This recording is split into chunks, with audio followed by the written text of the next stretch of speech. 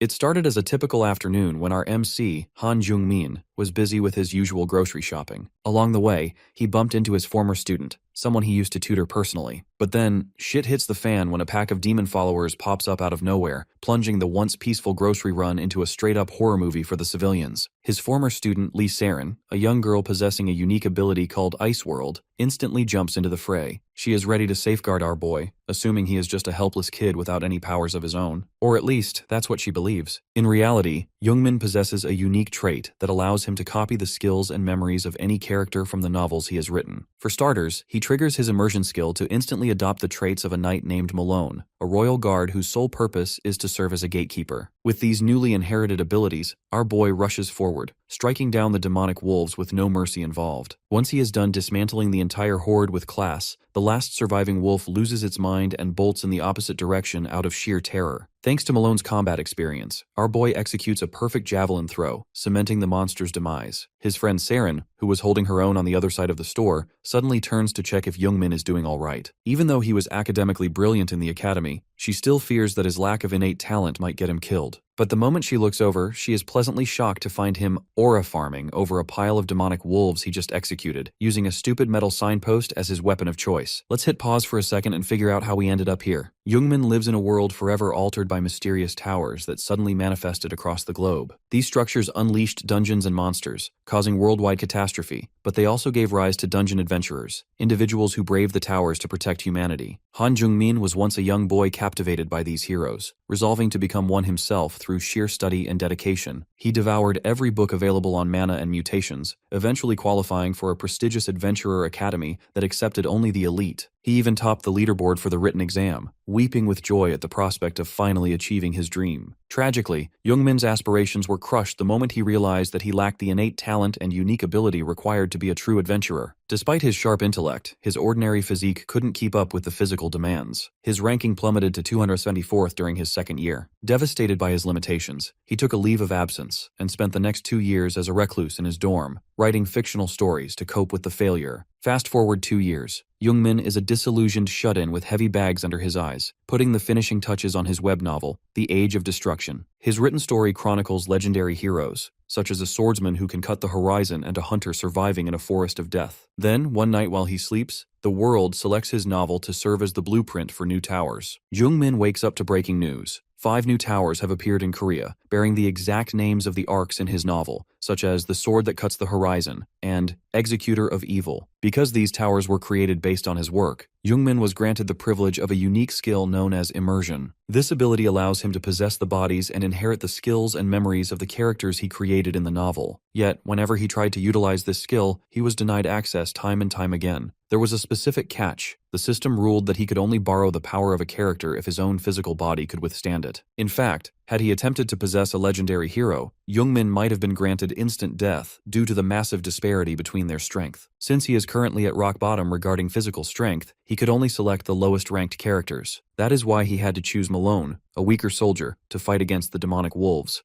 Then, Jungmin collapsed to the ground, exhausted, as his immersion ability came to an end. Despite his exhaustion, Jungmin smiled, relieved and proud that he had finally managed to activate his unique ability. To his surprise, he had also gained several new skills, such as Fighting Techniques Level 1, and was confident that he would soon unlock even more, including how to better control his upper body muscles. Unfortunately, the overexertion from using immersion had taken a severe toll on him. His body, already weak, was racked with pain, leaving him screaming in agony. As Saren crouched beside him to check on his condition, Jungmin quickly downplayed his pain, passing it off as simple muscle cramps from performing such expert movements after a long time. Saren helped him up, but her curiosity also piqued. She questioned how he had fought so well without any prior record of having a unique ability at the academy. This surprised even Jungmin, as he glanced around at the bloody mess he had created and at his blood-stained hands. Determined to keep his immersion ability a secret for now, Jungmin fabricated a story, something he seemed to excel at, that his academy training had finally kicked in when he was pushed into a corner by the enemy. He grinned, proud of his clever deception, but deep down he was ecstatic. He had figured out how immersion worked. He He could borrow the power of any character, no matter how insignificant, as long as his own strength allowed it. However, his body quickly reminded him of his limitations with another sharp pang of pain in his stomach. Seren's concern for his health only grew. She suggested he visit a hospital, but Youngmin brushed off her worries, insisting that all he needed was to build his stamina through exercise. After all, improving his physical condition was essential for future uses of immersion. After a tiring day of playing the hero, Youngmin sleeps like a baby. His peaceful slumber is interrupted at 9 in the morning by a series of messages from Seren.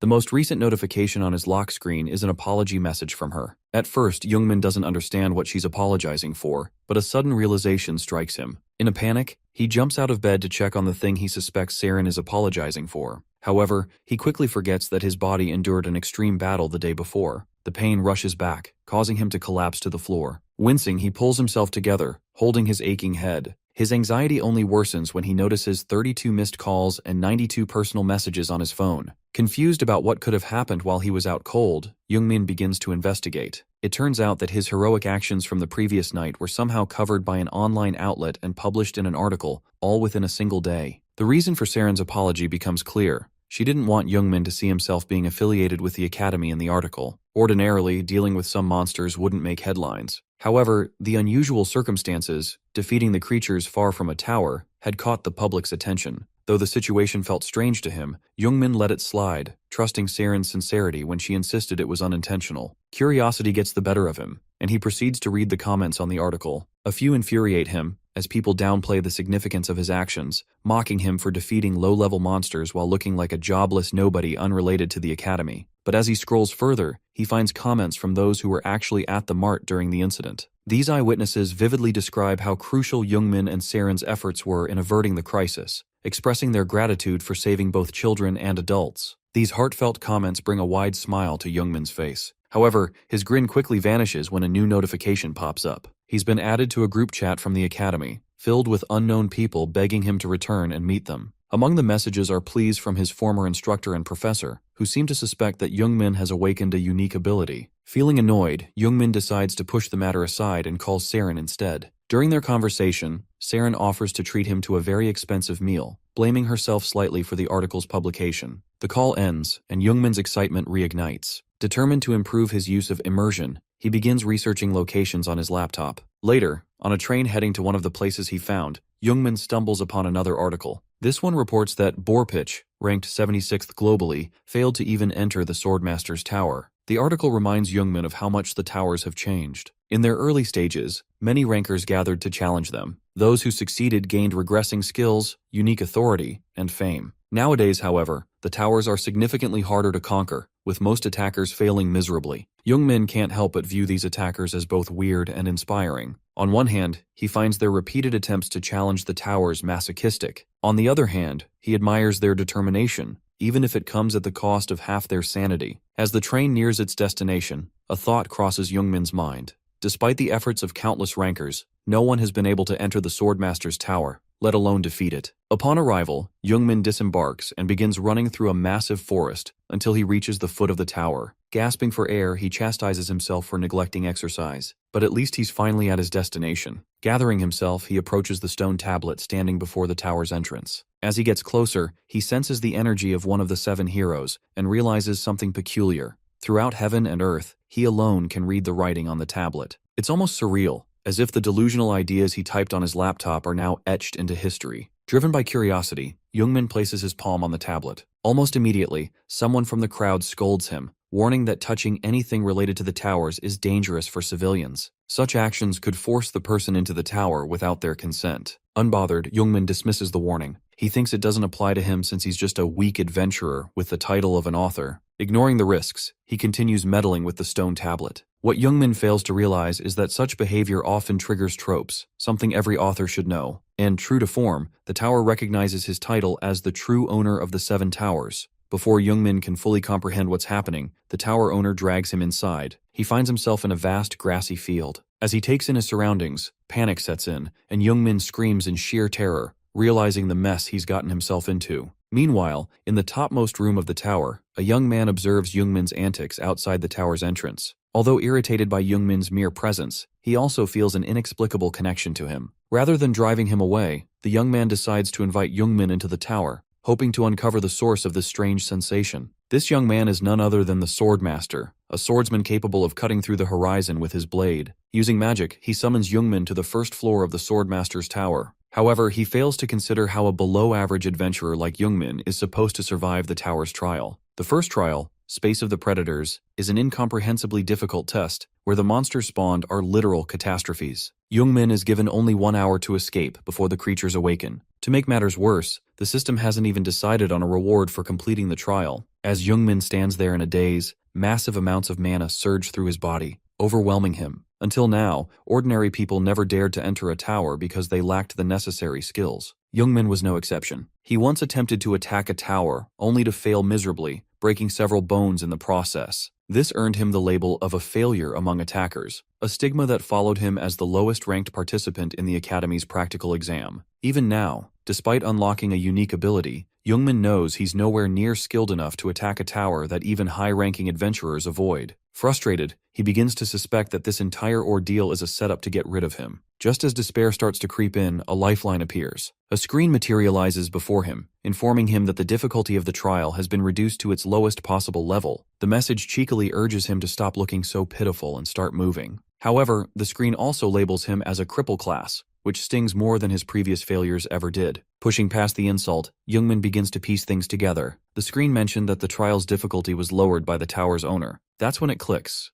This is Eden, the Swordmaster he created, as all the characters from his novels were reported to be the owners of the 7 new emerging towers. When Jungmin says Eden's name out loud, the narcissistic Swordmaster assumes Jungmin knows him because of his widespread fame, completely oblivious to the fact that his creator is calling out to him. Jungmin's suspicions are confirmed that this truly is the Eden he wrote into existence. Eden is one of the 7 heroes and in many ways a reflection of Jungmin himself. Both started as talentless individuals. Eden, though effective with a sword, initially lacked the ability to use mana. Like any classic protagonist, he eventually found a mentor, learned to wield mana, and embarked on a journey to the Devil's Castle. Along the way, he defeated countless demons, earned the title of a hero, and became everything Jungmin aspired to be. Talking to Eden fills Jungmin with pride, but his admiration is cut short when Eden, annoyed by Jungmin's silence, abruptly leaves him to face the trial alone because his narcissistic nature could not handle not being the topic of conversation for more than a second. As silence descends, Jungmin finds himself standing in the vast field where the monsters will awaken in less than an hour. Resigned to his fate, he realizes he has no choice but to face the trial head-on.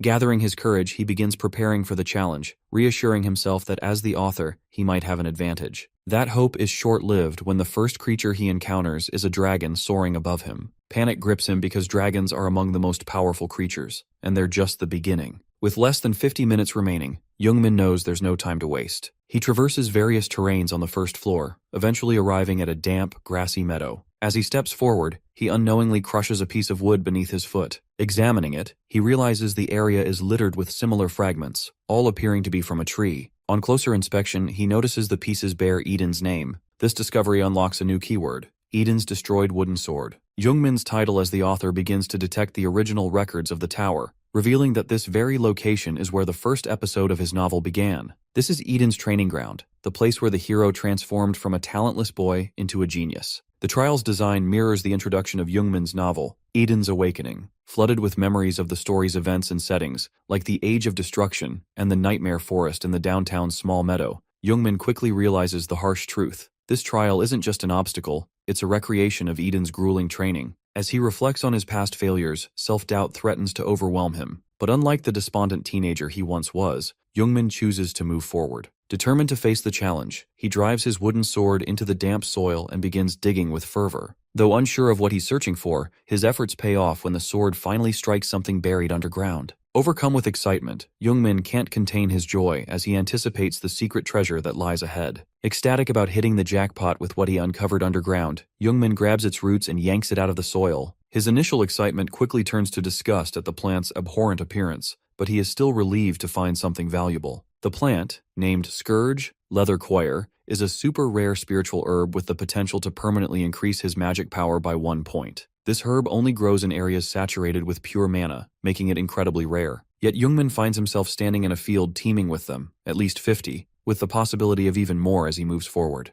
The herb's fibrous appearance had deterred others from consuming it, But Jung-min, now in a life-or-death situation, decides to take a bite. Reluctant from the start, he quickly discovers why the herb was left untouched. Its taste is so bitter that he begins puking uncontrollably. As the literal author of this world, Jung-min curses himself for creating such a deceptive item, and forgetting how unpleasant it is to consume. Even knowing it's an instant power-up, Jung-min hesitates to take another bite. His indecision is cut short when the tower reminds him of the 45 minutes he has left before a swarm of monsters arrives to devour him. Tears stream down his face as he forces himself to eat the revolting herb, reasoning that survival is a better option than being picky. Desperation drives him to eat more and more, turning the ordeal into a mukbang of misery. With only 15 minutes left, Jung-min slumps to the ground in the same field, his condition worse than ever. His nose bleeds, and his memory becomes hazy. He has consumed so much of the scourge herb that he can no longer recall the quantity. He's pushed his body to its absolute limit and beyond. In exchange for ruining his stomach, Jung-min's mana perception skyrockets. His body, unable to contain the overflowing mana, becomes dangerously unstable. Summoning all his strength, he wipes his nose, focuses, and begins pouring the collected mana into his wooden sword, just like Eden once did. Meanwhile, atop the tower, Eden watches Jung-min's actions intently. He is impressed by Jung-min's precise knowledge of the scourge herb, its location, and its purpose. Yet, his curiosity is piqued. How did Jung-min know about a herb that doesn't even exist in the regular world? Suspecting Jung-min is hiding something significant, Eden grows more intrigued.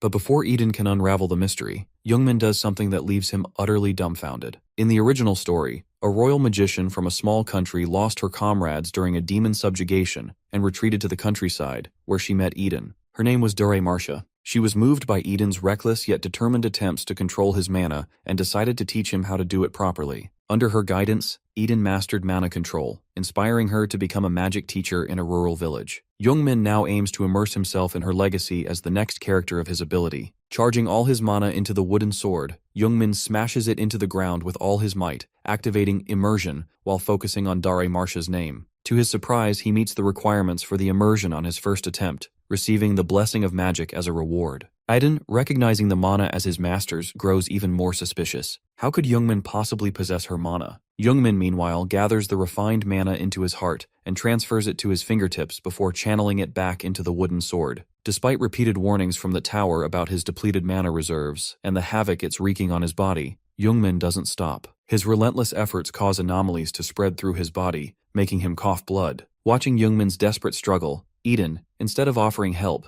merely laughs from his room, impressed by Jung-min's sheer determination. The tower itself eventually intervenes, warning Jung-min of his impending death. Yet, fully aware of the risks, Jung-min remains resolute. He'd rather die fighting than fall prey to the monsters. This unyielding resolve pushes him beyond his limits as the mana he channels into the wooden sword reaches critical mass. With one final, earth-shattering push, Jung-min grinds the sword into the ground, letting out a deafening roar as the weapon absorbs everything he has left. A violent storm of energy erupts, shaking the entire tower. Then silence. When the dust settles, Jung-min collapses. He has traded his life to complete the sword that cuts the horizon trial. As his vision fades, a small smile of pride spreads across his face. He has accomplished something extraordinary, a feat so monumental that even the tower mourns his death. But just as everything seems lost, a new screen appears. A hidden title, Seven Towers' True Owner, unlocks a secret strategy, hinting that Jung-min's journey may not end here. Outside the tower, a news reporter enthusiastically addresses her live audience through a camera broadcasting the event. She states that no one has successfully attempted the tower known as the Sword That Cuts the Horizon in over 2 weeks, raising questions about whether anyone will ever stop the dungeon break. Spotting a handsome attacker nearby, she eagerly shoves a microphone in his face for an impromptu interview. The attacker, initially shocked that someone considers him handsome and worthy of the tower, decides to play along, unwilling to mess up his image in front of the cute reporter. When asked for his thoughts on whether someone will challenge the tower, he confidently replies that it might not happen because the myth of the tower has yet to be revealed, despite it being related to the sword. Emboldened by the live broadcast, the attacker boasts that his good looks alone will somehow enable him to clear the dungeon. His dreams are shattered, however, when the tower abruptly announces that the first floor of the Swordmaster's tower has been cleared. The attacker, the reporter, and everyone present are left speechless. The tower then declares that no one is now qualified to enter the Swordmaster's tower, leaving the crowd reeling. Unable to process the situation, the broadcast is cut, though the producers plan to capitalize on the confusion by running advertisements. The cameraman asks the producer if clearing the first floor in just 2 weeks is even possible. Sensing an opportunity for a breaking news story, the producer speculates that someone with the right skill set, or possibly a free pass, managed to do it, which is technically true in Jung-min's case. They both deduced that the feat was likely accomplished by a rookie attacker, as high-ranking challengers wouldn't bother with a tower that isn't among the first few. Excited by the idea of interviewing this mysterious rookie, unaware that he's actually dead, the two grow eager and greedy, as is typical of paparazzi. Overhearing them, the reporter decides to find the rookie herself. In her excitement, she accidentally trips over a passed-out Jungmin lying at the tower's entrance. She realizes she has stepped on a person and is startled that he's still asleep despite being stomped on. Unsure whether to wake him, the reporter hesitates. Before she can decide, the producer and cameraman call out to her from a distance, still clueless that their gold mine is lying right in front of her. Meanwhile, Jungmin, unconscious, clutches his chest tightly, whispering the name Dare Marsha. As evening falls, Jungmin finally wakes up. The first thing he wonders is whether he cleared the first floor or was kicked out because he died, even with the difficulty reduced to amateur. Suddenly, Eden speaks to him telepathically, informing him that he slept long enough for everyone to leave. Jungmin is puzzled that Eden can communicate with him outside the tower and asks about it. The answer he receives only raises more questions. It turns out this rare occurrence is unique to Jungmin, because the bond between the author and his characters is strong enough to bend the world's rules. Neither of them realizes this yet, which also reveals that Eden, despite being one with the tower, is not all-knowing. Eden praises Jungmin for his unique method of clearing the first floor and declares his intention to stay with him. Jungmin, however, is not thrilled about having an obnoxious hero in his ear at all times. He tries to leave, but Eden bursts his bubble by explaining that their connection is permanent. Back at home, Jungmin's body overflows with mana. He checks his stats and discovers that his mana has increased by 6 points in a short span and that he has gained 7 new skills: Mana Control Level 2, Battle Step Level 3, Swordsmanship Level 3, Spearmanship Level 1, Physical Training Technique Level 1, Shield Technique Level 1, Archery Level 1, Master's Alchemy Level 1. He also receives the classification the Resurrected One due to his revival after clearing the first floor. This grants him an extraordinary recovery ability, comparable to Piccolo from Dragon Ball Z, allowing him to recover from life-threatening injuries with ease. Overjoyed by his upgrades, Jungmin forgets about Eden's voice in his ear until it suddenly returns, calling him a simpleton. After bickering, Eden makes Jungmin check his stats window again. This time, Jungmin discovers a new passive skill, Hero's Mana, exclusive grade. This skill, unique to descendants of the 7 heroes, massively boosts his mana concentration, sensitivity, and control. Any interaction with mana now only benefits him. Even his once uncontrollable mana is now stored within him, thanks to his infinite capacity. While Eden takes pride in granting Jungmin this power, Jungmin secretly plans to use it as a cheat code for life. He quickly heads to the first test center to try out his new combat skills. Along the way, Eden bombards him with guesses about his intentions. At the test center, Jungmin confidently approaches the reception, only to be interrupted by a scoundrel in the crowd. His hero's mana skill detects an incoming attack, allowing him to dodge a mana-infused soda can thrown at him with malicious speed. The attacker, Han Yugel, reveals his bright red mana in public and confronts Jungmin like he owes him money. Yugel's threatening demeanor wipes the smile off Jungmin's face, and the two find themselves in an intense standoff. Yugel claims it has been a long time since he last met Jungmin, but only because he missed tormenting his favorite victim. Jungmin curses his luck, because Yugel is the last person he wanted to see right before testing his skills. Yugel, a former classmate from the academy, derives his inflated ego from possessing a unique ability. He proposes a sparring session, triggering Jungmin's traumatic memories of being violently beaten to the verge of death by Yugel, who had always been threatened by Jungmin's intellect. Yugel is a textbook bully, preying on Jungmin out of insecurity. Frozen in fear, Jungmin finds himself unable to react. Sensing this fear, Yugel escalates, insisting it would only be a one-off battle. Grabbing Jungmin's lapel aggressively, Yugel mocks his mumbling. Before he can go further, a man from the crowd intervenes, recognizing their academy uniforms and calling out Yugel's disrespectful behavior. Not wanting to ruin his reputation in front of Choi Beom-jun, Yugel reluctantly shoves Jungmin away and warns him about their next meeting. As he walks off, he deliberately shoulders Jungmin, laughing as he goes. Jungmin, clutching his shoulder in defeat, doesn't retaliate, not because he's weak, but because he's determined to focus on the evaluation he came for, refusing to let past traumas derail him. Eden, however, is furious. He berates Jungmin for acting like a coward and letting Yugel leave unscathed. Jungmin tries to explain it wasn't an easy decision, but quickly moves on, entering the training room. He would rather train than waste time on bullies. Inside, Jungmin stands in the center of the training room, ready for his evaluation. A retina scan identifies him, pulling up data that includes his name and academy login, but no prior test results. The system welcomes him and offers a difficulty selection. Jungmin confidently chooses the lowest possible difficulty, baffling Eden. Eden laughs, mocking Jungmin for pretending to be cool by choosing such an easy challenge. Youngmin explains that the system would have defaulted to the lowest difficulty anyway, given his abysmal stats. The system analyzes his data and selects Golbat, the weakest, F-class monster, as his opponent. Choosing a sword as his weapon, Youngmin assumes he'll be judged just as he was at the academy. To his surprise, the sword feels incredibly light, allowing him to move swiftly and fluidly. The weapon's feel reminds him of using immersion. Taking a ready stance, Youngmin leaps forward in one swift motion, slicing through the Golbat like butter. He defeats the monster in just 3 seconds, obliterating his previous record of 32 seconds. The system, impressed, automatically raises the difficulty from lowest to low. While Youngmin is flattered by his improvement, Eden interrupts his celebration, pointing out the next opponent, which is a creature far stronger than a Golbat. Youngmin turns to see a massive dinosaur-like monster with electric fangs and horns. Despite the intimidating sight, Youngmin is unfazed. Filled with newfound confidence, he immediately charges at the creature. Meanwhile, in the lobby, the crowd begins to buzz with excitement over something on the monitors. Yugil, annoyed by the commotion, turns to investigate. He spots Choi Beom-jun among the spectators, intently watching the screen. Choi Beom-jun, a 0th generation attacker renowned for conquering Zeus's Tower of the God of Thunder and possessing 7 unique skills, is a legendary figure. Starstruck, Yugil approaches him like a fangirl meeting her idol. He eagerly requests to become Beom-jun's student and asks him to review his sparring clips for consideration. In an unexpected twist, Beom-jun rejects Yugil's plea, stating he's already found someone he wishes to teach. Smiling at the screen, he adds that he has found a new friend. Curious, Yugil looks at the monitor and is shocked to see Youngmin confronting the dinosaur-like monster in the training room.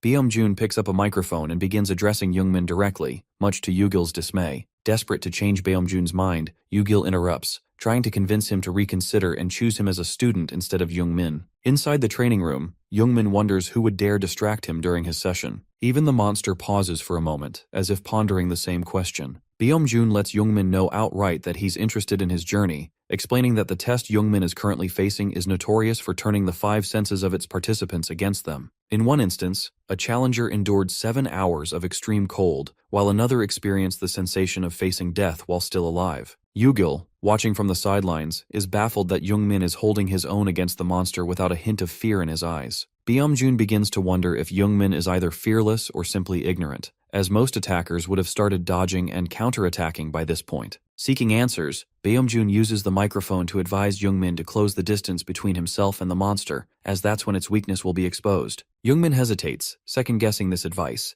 as closing the distance is exactly what he's been avoiding. But with the monster lunging straight at him, his choices narrow to either following Beom-jun's advice or confronting the beast head-on. He reluctantly chooses the former and rushes in. As the monster closes in, Youngmin finds himself face-to-face with potential death. He shuts his eyes and slashes blindly, narrowly avoiding the creature's thunderous fangs. Fortunately, his shallow cut reveals a shiny object on the monster's nape, which immediately catches Youngmin's attention. Initially unsure if this is the monster's weakness, Youngmin decides it must be, given how obvious it is, like the weak spot of a final boss in a video game. Dodging the monster's massive swings, he focuses on delivering a decisive strike. Leaping high above the monster, Youngmin strikes the nape with precision, landing a fatal blow and winning the battle. The system records his completion time as 4 minutes and 50 seconds, and the monster's name is revealed to be Iron Wolf. In the lobby, the crowd erupts in cheers for Youngmin. However, Yugil, overwhelmed by jealousy and disbelief, stands in stunned silence, unable to accept that his former victim has surpassed him.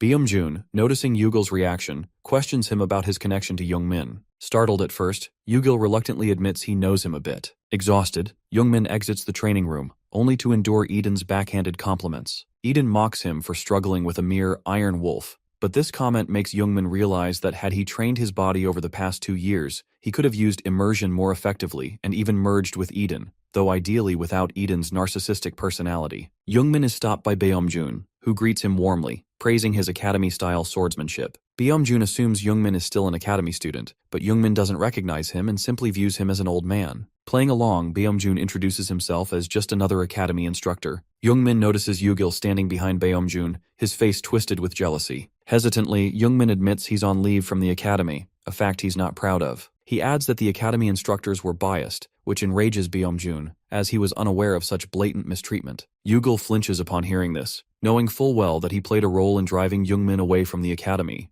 Beom-jun's initial disappointment turns into a glimmer of hope as he offers to personally teach Youngmin. This offer feels like a gut punch to Yugil, who cannot comprehend how his former victim has not only grown stronger, but is now being mentored by the very instructor Yugil has spent years trying to impress. Byung-jun explains that he can teach Youngmin more than swordsmanship, such as hand-to-hand combat, spear techniques, and anything else he'd like to learn. Youngmin's eyes light up at the opportunity to learn everything at once, but this also makes him skeptical. Youngmin begins to suspect that Byung-jun might belong to the All-Master class, which seems too good to be true. In any world, such a figure would never teach for free. Without hesitation, Youngmin declines the offer. Byung-jun, catching on to Youngmin's thought process, decides to prove himself. To analyze Youngmin's weaknesses, he activates one of his unique abilities, Adventurer's Eye, scanning Youngmin's body from the inside out. The ability's effect begins at Youngmin's eyes, triggering an alert throughout his body. Though it feels invasive, it's merely a scan and nothing more. Youngmin's body reacts instinctively, perceiving this as an intrusion from an outsider, despite it being harmless. Byung-jun successfully infiltrates Youngmin's subconscious, finding himself in what appears to be a blank space with only a few floating digital screens. As he ventures further, he comes across a body of water. Initially unimpressed by the hollow nature of Youngmin's magic, Byung-jun grows curious about the water, as it's unlike anything he's encountered before. However, he decides to move past it and delves deeper into Youngmin's data by manipulating the water. This intrusion triggers an alert in Youngmin's body, warning that an outsider is forcibly breaking in. The strain causes Youngmin significant discomfort, making it difficult for him to breathe. Annoyed by Byung-jun's invasive ability, Youngmin instinctively searches for a way to kick this creepy old man out of his mind. Inside his subconscious, Youngmin's body activates countermeasures using Hero's Magic, which reverses the effects of Adventurer's Eye back onto Byung-jun. The invasive old man is forced out, getting a taste of his own medicine. Despite being expelled, Byung-jun exits with a smile, his interest in Youngmin only growing. With the headache-inducing experience over, Youngmin collapses to the ground in exhaustion. Yet, this incident confirms for him that he truly has the chance to learn from the legendary father of adventurers, Choi Byung-jun. Amazed and terrified, Youngmin is left in awe of the magic he just witnessed firsthand. Byung-jun approaches him physically this time, like a respectable human being, and once again offers to take him on as a student. After recovering from the ordeal, Youngmin begins to see Byung-jun in a new, encouraging light. Without hesitation, he accepts the offer, realizing that letting go of such an opportunity would be foolish. As the two share their first moments as teacher and student, Yugel watches from a distance, consumed with jealousy. He seethes at the thought of Youngmin outshining him yet again, despite his belief that he's worked harder. The sight of Byung-jun walking away with his hand on Youngmin's shoulder only deepens Yugel's resentment. The next day, Youngmin sits at his computer, dressed like a hobo after a long nap. He wonders if it's okay to rest like this, but quickly reassures himself, recalling Byung-jun's warning. He'll need every bit of energy for the grueling training that's about to begin. Training, as Byung-jun put it, will quite literally pull the life out of him without pause. Deciding to browse the internet, Youngmin stumbles upon news that all the biased and unfair academy instructors have been fired. It's clear Byung-jun had a hand in this, leveraging his influence as a founding member of the Adventurers Association, and Youngmin's newfound ally. Suddenly, a notification pops up on Youngmin's screen, informing him that, as the original author of this story, he has discovered a piece of information within it. Curious, Youngmin investigates further and learns about a potion-making competition where the prize is a unique stone. The comments mock the stone, dismissing its value, but Youngmin immediately recognizes it as Bastium, a rare ore from the Age of Destruction. Somehow, the real world has reproduced it. Bastium is a divine relic, a fragment proving the existence of God in this world. The royal family has been collecting it for years, amassing only 30 kilograms to date due to its rarity. Despite its priceless nature, the stone's mundane appearance resembles an ordinary rock, making it easy to underestimate. Eden, oblivious to the fact that he's yelling at his creator, scolds Youngmin for not grasping the value of Bastium. The tirade nearly bursts Youngmin's eardrums, tempting him to reveal that he's the literal author of the story. Instead, he keeps this thought to himself. After this comedic misunderstanding, Eden shifts to a more serious tone, questioning Youngmin's expertise in potion making. Sheepishly, Youngmin admits he's terrible at it. Eden takes a deep breath, visibly restraining his frustration, and declares that Youngmin must undergo intensive potion-making training. The competition is only a week away, and Eden insists that they must secure the Bastium at all costs. Though Youngmin understands the importance, the thought of enduring Eden's hellish training sends shivers down his spine. Nervous but resigned, Youngmin realizes he's brought this upon himself. Potions, also referred to as medicine,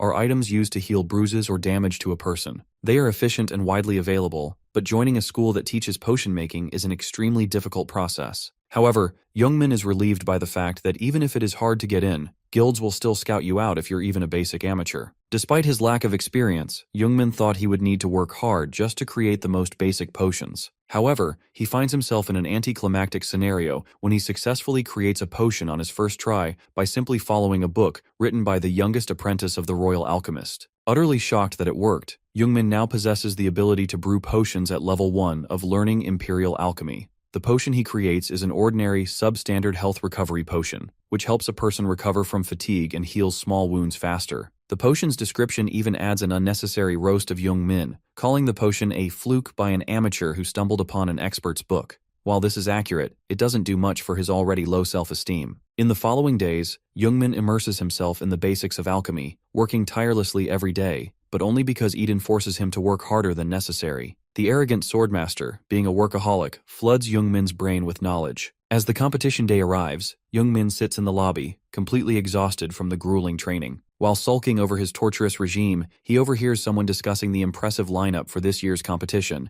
claiming it's better than any of the previous ones. Curious, Jungmin looks up and sees the source of the hype, a flamboyant figure basking in the crowd's admiration. The man is Reynold, the son of the famous Master Reynold, and accompanying him are several renowned potion masters. Jungmin becomes uneasy, realizing this isn't just a competition for amateurs like him. His nervousness grows as he recognizes the plausible reason for these elite figures' participation: the producers. These are individuals who refine materials brought by adventurers from towers and dungeons into useful items. The producers are prestigious, with only 38 individuals granted the title of craftsman by the Adventurer Association, and just 8 of them holding the rank of Master Craftsman. The pressure of competing against such accomplished figures makes Jungmin doubt himself. However, Eden scolds him for his self-deprecating thoughts and reminds him of their shared goal, the Bastion. Trying to shake off his nerves, Jungmin grabs a potion but is interrupted by Reynold, who dismissively questions Jungmin's actions. When Jungmin politely explains that the potion helps recover from fatigue, Reynold pretends to care but secretly fumes at being ignored. He retaliates by calling Jungmin a street dog,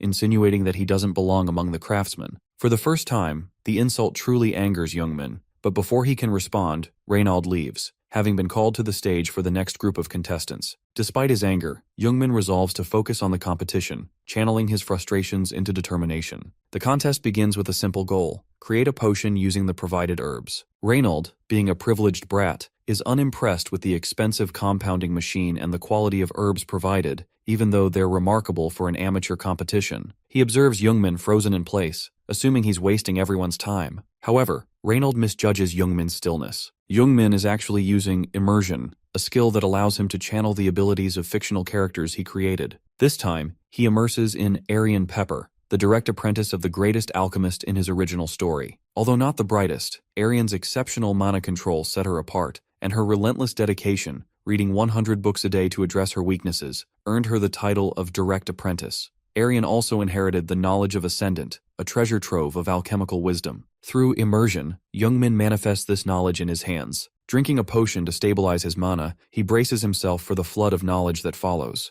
A system warning alerts him that the sheer volume of information exceeds his capacity, but his passive ability, Hero's Mana, counteracts the deficiency, allowing him to absorb the overwhelming influx of knowledge. For Jungmin, the experience feels like consuming the thousands of books in an ancient library all at once, leaving him completely entranced by the flow of wisdom entering his mind. Experiencing the mountain of knowledge flooding his mind, Jungmin begins to second-guess his ability to handle it. The system warns him yet again about the massive gap between the amount of knowledge being transferred and Jungmin's mana capacity. Thankfully, his passive ability, Hero's Mana, works overtime to keep the process stable. Using this as leverage, Jungmin endures the excruciating pain, even though it feels like his head has been hit by a truck. The process grants him temporary mastery over alchemy, increased knowledge, and insights into the history of alchemists, all without the need to plow through hundreds of books. Eden, while not experiencing the pain firsthand, senses the powerful energies flowing through Jungmin. This only deepens Eden's curiosity about Jungmin's mysterious ability, which he still hasn't fully understood. Despite holding his head in severe pain,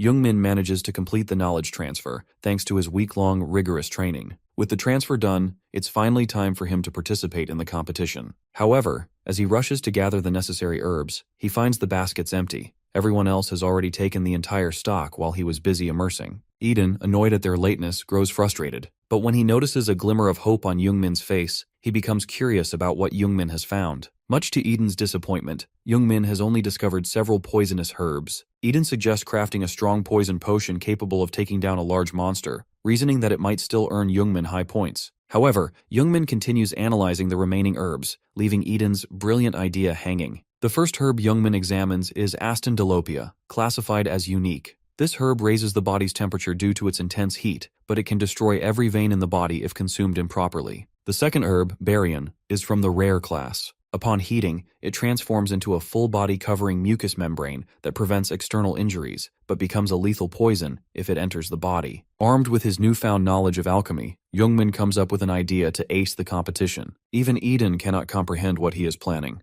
Youngmin quickly gathers the necessary materials and rushes back to his station to begin work. Whether or not he needed strong herbs, Youngmin is determined to create something extraordinary. The ingredients Youngmin selects are so potent that even a single drop of each could kill thousands. This makes him hesitate momentarily, but with no other options, he proceeds. With shaky hands, he begins mixing the essences of the poisonous herbs, relying on the vast knowledge gained through his immersion with Aryan pepper. His nerves are on edge, knowing the risks involved. Meanwhile, Master Craftsman Reynold watches the competition from the stands. Confident in his son Reynald's superiority, he dismisses the other contestants, including Youngmin, for not using the advanced compounding machine provided. However, upon closer observation, Reynold notices something remarkable. Youngmin is using mana around his hands to neutralize the poison in the herbs and purify them in water, essentially doing the machine's job manually. Reynold is stunned. Youngmin is not only replicating the machine's function, but is also going a step further by increasing the herbs' benefits while neutralizing their toxins. Reynold recalls that such a method has only existed in theory. Attempting it is considered reckless because if it fails, the resulting explosion could be catastrophic, spreading poison over several miles. As Reynold debates intervening, he snaps back to reality when the crowd erupts in cheers. To his utter shock, Youngmin successfully creates the only soul-class potion of the competition. Reynold almost falls over in disbelief.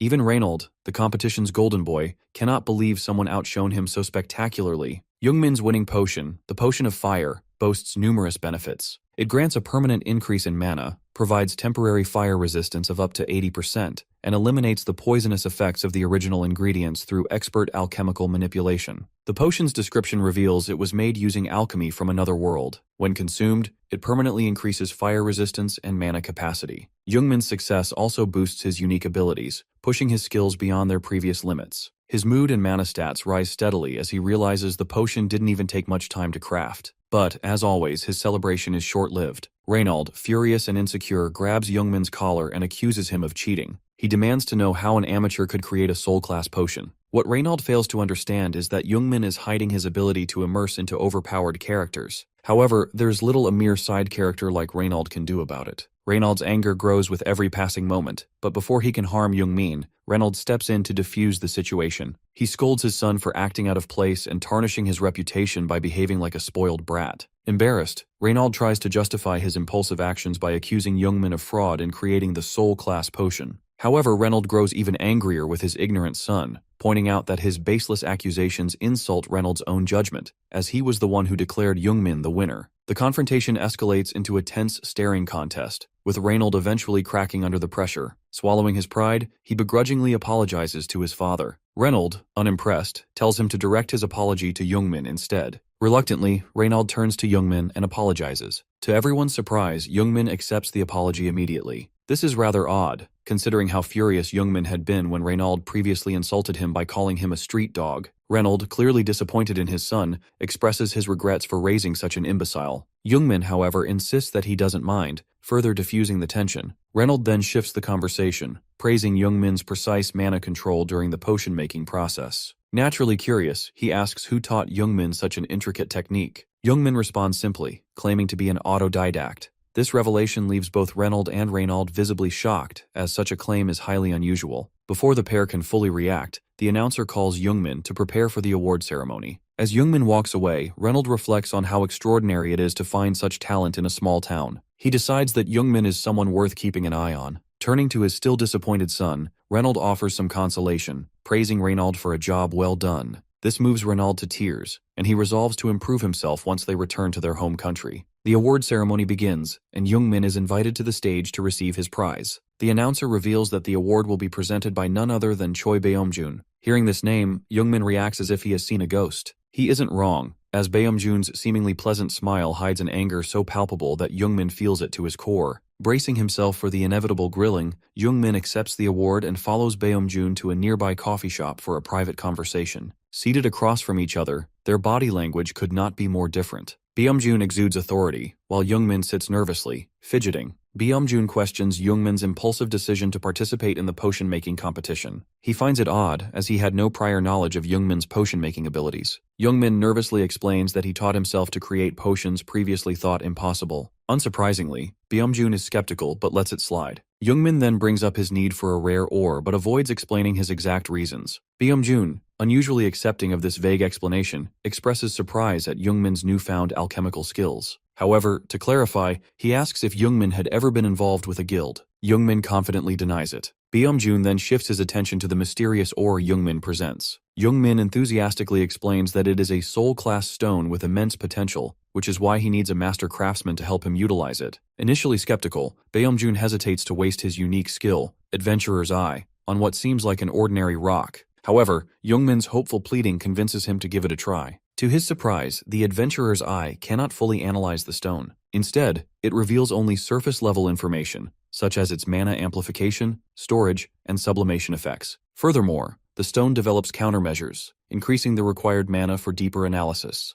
Baeomjun is dumbfounded by the mysterious ore he had underestimated. His main concern now is how someone as inexperienced as Jungmin could have identified the stone's unique properties, especially when even the competition organizers failed to do so. He briefly considers delving into Jungmin's mind again, but ultimately decides against it, finding more value in observing him. Finally, Baeomjun agrees to help Jungmin find a master craftsman in about a month. However, he insists that Jungmin take a break, reminding him of the hellish training that awaits. To stave off boredom, Baeomjun suggests Jungmin reconnect with old friends from the academy. With that, Baeomjun leaves, while Jungmin ponders his decision to ghost his friends for 2 years after leaving the academy in disappointment over his failed adventurer dreams. Suddenly, Jungmin's phone rings. To his shock, it's a call from Taemin, the very friend he was just thinking of contacting. Stunned by the coincidence, Jungmin panics, unsure whether to answer. Before he can decide, he turns around and comes face to face with none other than Taemin himself. Both stare at each other, letting out the same confused audible gasp.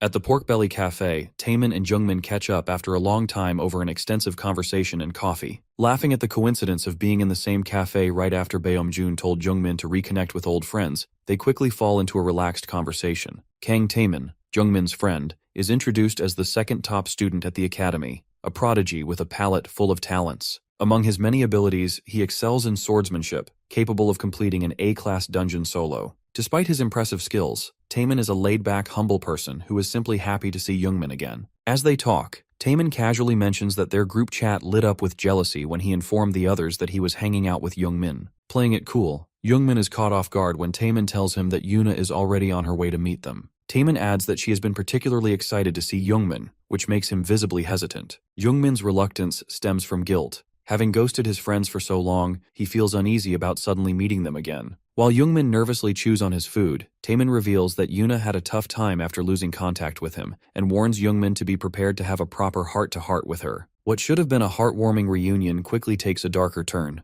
Jungmin's author abilities detect a familiar anomaly, the presence of an Everton curse, like the one he encountered in the grocery store. This low-difficulty event requires him to break the curse by saving the cursed subjects before they are captured. The reward for completing this quest is valuable. Information about the mysterious Everton Association. Tension builds as Jungmin scans the cafe, trying to locate the source of the bad omen. Despite the lack of murderous intent in the atmosphere, both he and Taemin can sense the brewing trouble. Jungmin deduces that a twisted mana surrounds the cafe and identifies its familiar source. When the cursed individual enters, both Taemin and Jungmin are stunned. It's Yuna, smiling warmly as she greets them. Realizing that Yuna isn't the worshipper but the cursed victim, the two brace themselves. In a flashback, Jungmin recalls his early academy days when he was ostracized for securing first place in the entrance exam, despite lacking a unique ability. One particular incident stands out: students gossiping about his speech at the post-admission ceremony and mocking his lack of powers. Out of spite, Jungmin rushed past their group, breaking their formation, only to be tripped by one of them, causing him to fall down the stairs.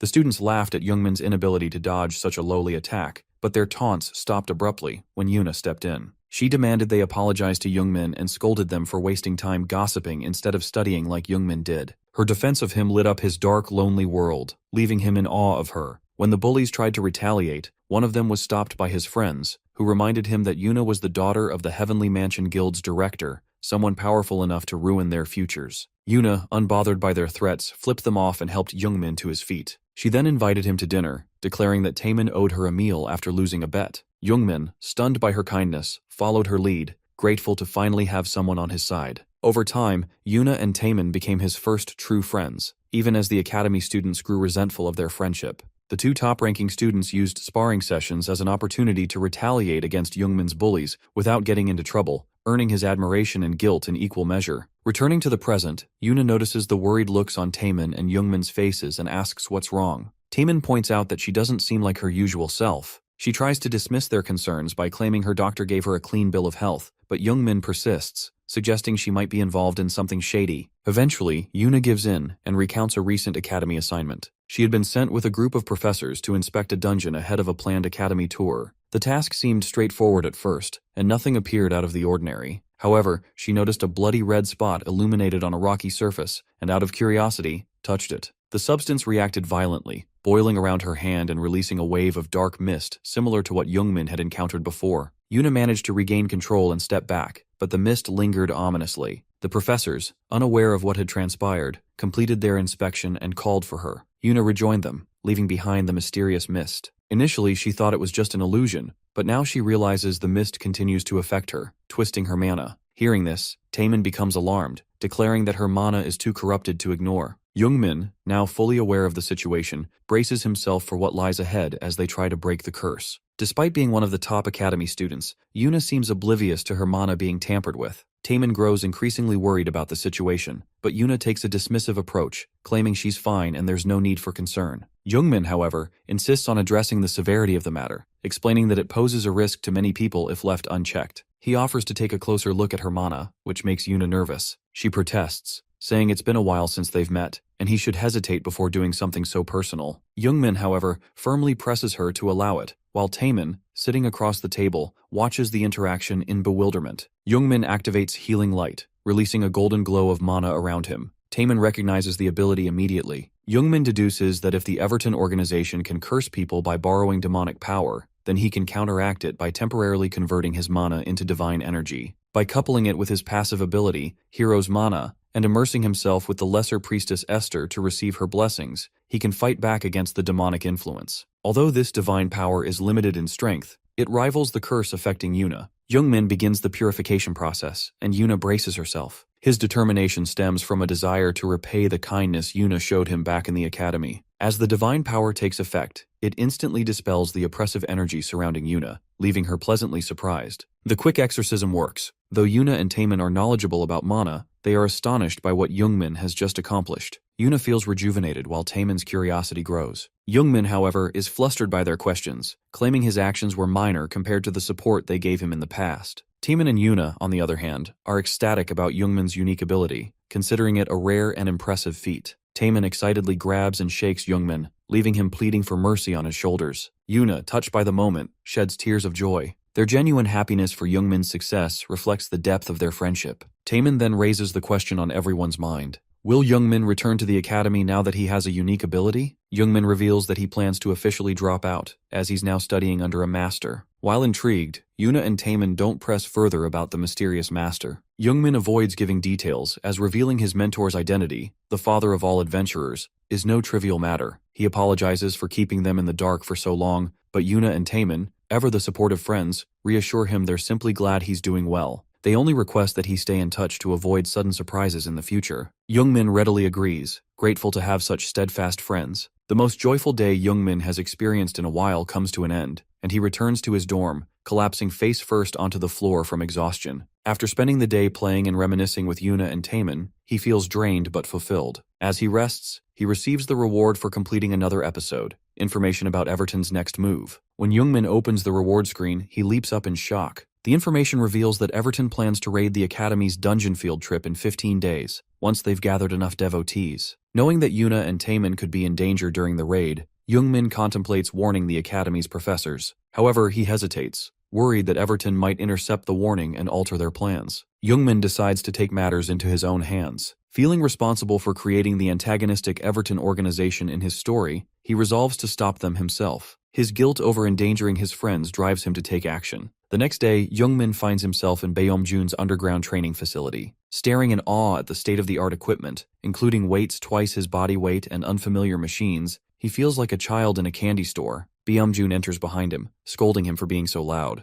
The facility is impressive, boasting features that surpass even the Academy's training rooms. One standout is the 5th-generation virtual combat system, the only one of its kind in South Korea, worth an astonishing 50 billion won, approximately $37 million USD. Baeomjun nonchalantly brushes off the cost and instructs Youngmin to begin training. Before leaving, Baeomjun hands Youngmin a bubble-wrapped package. Inside is a necklace made of refined bastium, a first-rate unique item with effects such as mana amplification, storage sublimation, and shape change. The rare mineral chooses its owner and amplifies their mana, storing any excess. Youngmin, impressed by the craftsmanship, eagerly equips it. Baeomjun recounts the trouble he went through to forge the necklace, as many forgers tried to buy the bastium from him. With the formalities done, Baeomjun initiates Youngmin's training. He instructs him to start with a light warm-up, but as Youngmin enters the training room, the environment abruptly changes. The air stops flowing, the air conditioners shut off, and the floor glows purple from light emanating between the tiles. Through a microphone, Baeomjun explains that Youngmin has already mastered theory at the Academy. What he lacks is real-world experience. To address this, Baeomjun has contaminated the room with twisted mana to simulate a life-threatening scenario.